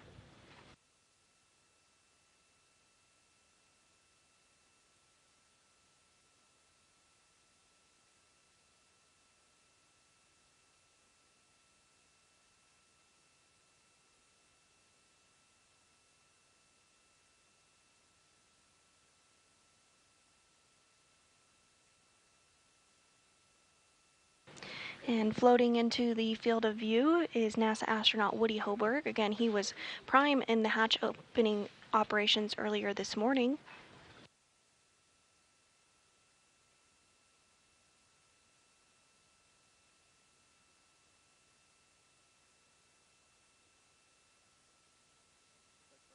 Also in the frame are Roscosmos cosmonauts Dmitry Patelin and Andrei Fedyaev.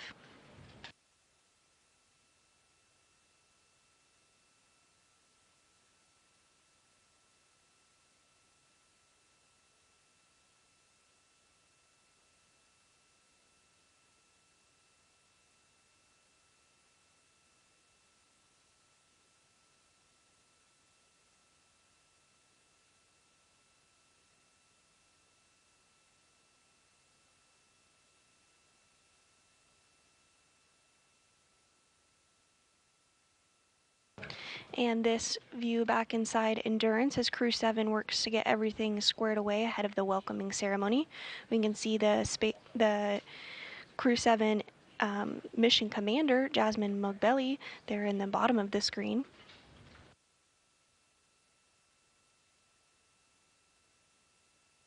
This is Mugbelli's first trip to space.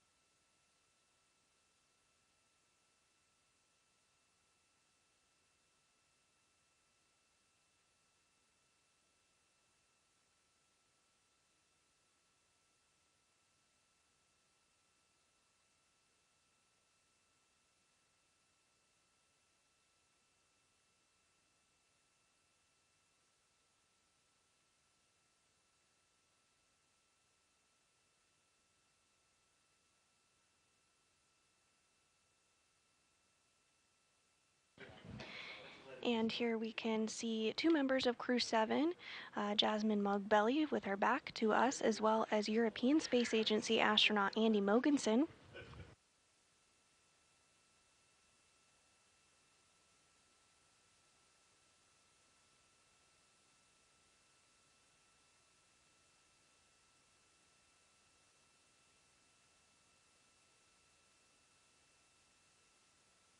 Looks like they're continuing to step through those procedures to configure the LiO or lithium hydroxide cartridge.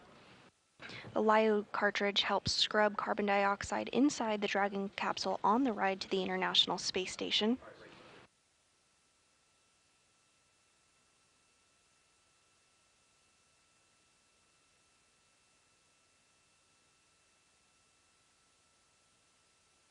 SpaceX Dragon LiO cartridge is sealed and installed. SpaceX copies LiO sealed at 1524 Zulu.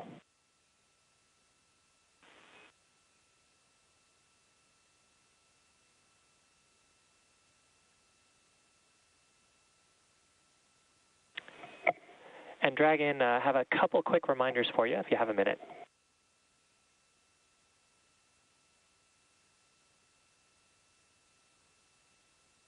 Yeah, go for Dragon. So first off, the suits have completed their 1-hour drying period. We just wanted to let you know for when you get back to 4.012. And then regarding inventory, I wanted to remind you that any partially consumed meals should be disposed of on ISS. How copy? Copy. Our 1-hour timer is up, so when we get back, we can step into the appropriate section of 4.102 and copy any partially consumed meal should be disposed of on ISS. Good readback, Dragon. And finally, we're going to be handing over comm to Houston. It was a pleasure learning and flying with you, and we really hope you enjoy your time on station. Hey, it's great working with you. Thanks so much, and we'll see you on the backside.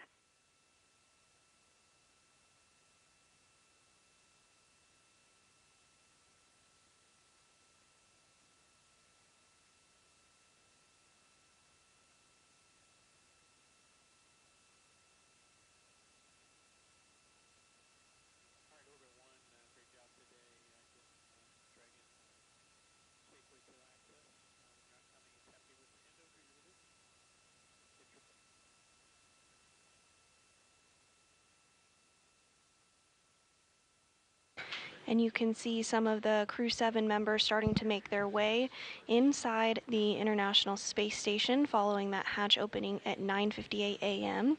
We are targeting the welcome ceremony to begin in just about 4 minutes from now at 10:30 a.m. Central.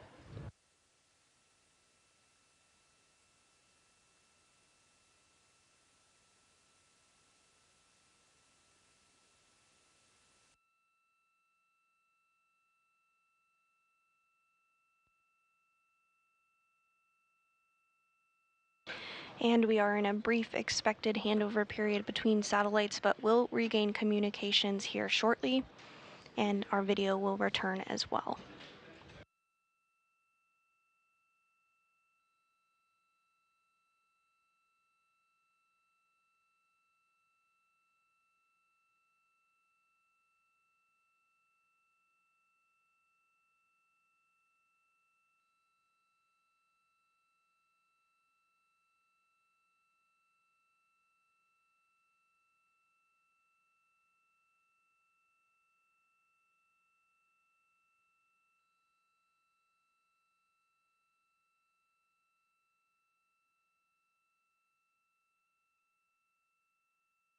If you're just joining us, Crew-7 docked to the International Space Station at 8:16 a.m. Central. We're standing by for a welcoming ceremony slated to begin in just a couple of minutes.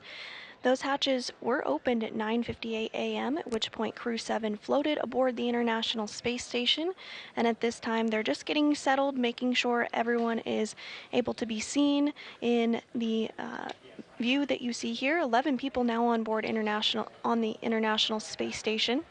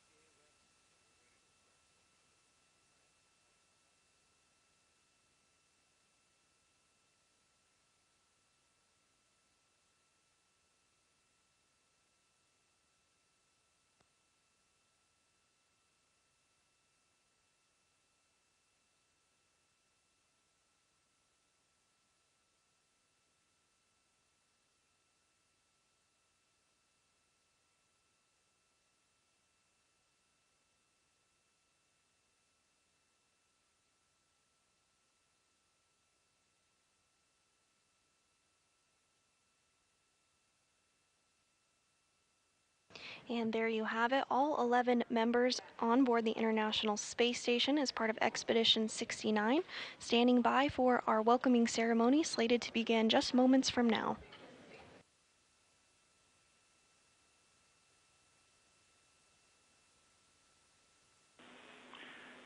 Station, this is Houston. Are you ready for the event?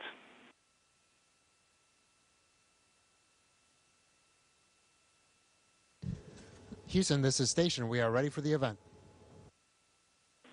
Station, please begin your welcoming remarks.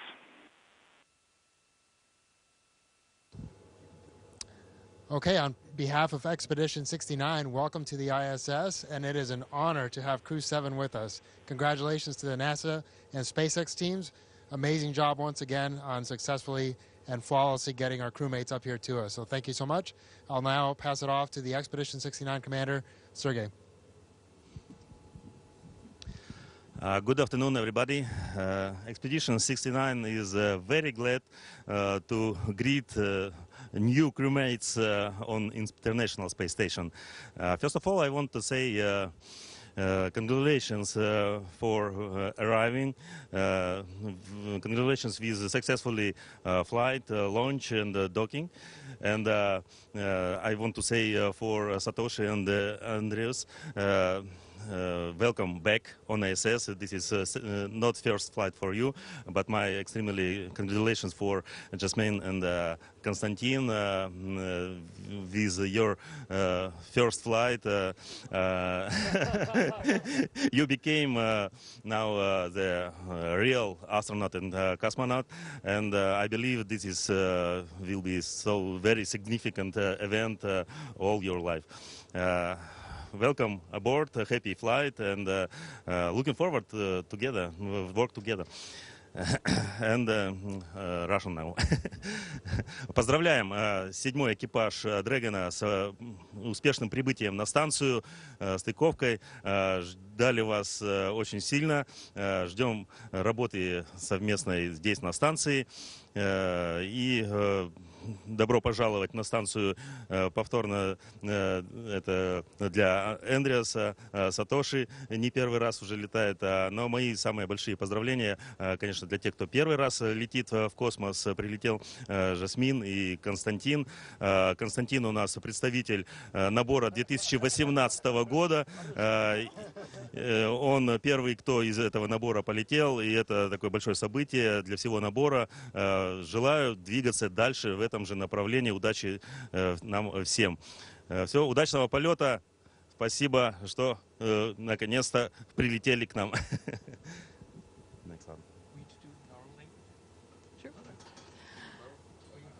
Thank you, Sergey and Frank, for the welcome. It's so good to see all your smiling faces. As you know, we've been training together for a while for this exact moment where we could join you and continue the amazing work that's done on the International Space Station. I want to echo the thanks to all the teams, SpaceX, NASA, ESA, JAXA, Roscosmos, and CSA for preparing us for this moment. I think we represent a good crew to be coming to the International Space Station. And I know for three of you, you've seen a lot of different crew come through, so we hope you teach us how to do things efficiently and effectively, and we're proud to join this team. Yeah, I can only echo Jasmine's words. We are incredibly happy and proud to be on board the space station with Expedition 69. We're looking forward to an incredible mission. Personally, I'm looking forward to continuing the work of the last many ESA astronauts. I have a lot of European experiments and Danish experiments, and I want to thank ESA for all of their hard work in preparing to get me here, and also everyone involved in Denmark. This is going to be a fantastic mission. And finally, just a few personal words. Til Cecilie, Emily, Frederik og Jakob. Jeg håber, I ser med. Jeg ved ikke, om I er på vej tilbage til Houston fra Florida, men jeg håber, I nød opsendelsen, og jeg glæder mig så meget til at tale med jer snart og se jer igen. Hej, jeg elsker jer.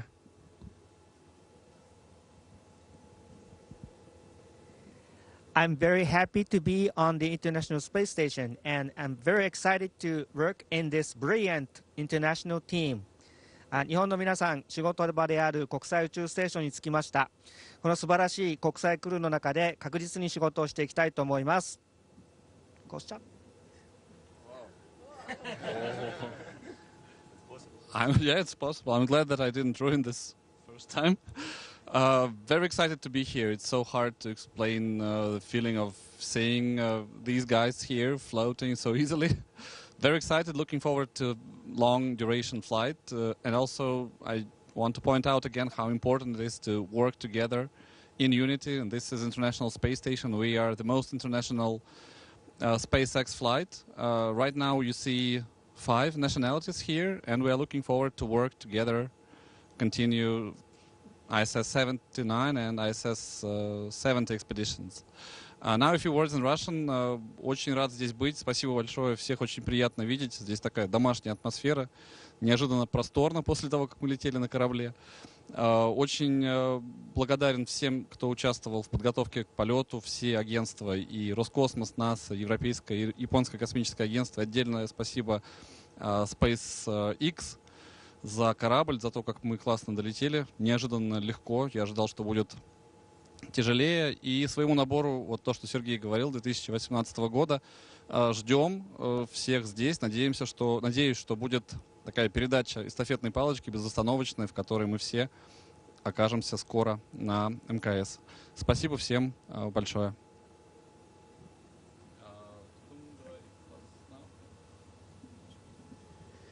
All right, welcome to the team, and great words. Thank you so much once again to the NASA team, the SpaceX team, and to all the agencies. What an amazing crew. We look forward to the next few months, and we're going to have a lot of fun together. Station, this is Houston ACR. That concludes the event. Thank you, Station. We are now resuming operational audio communications.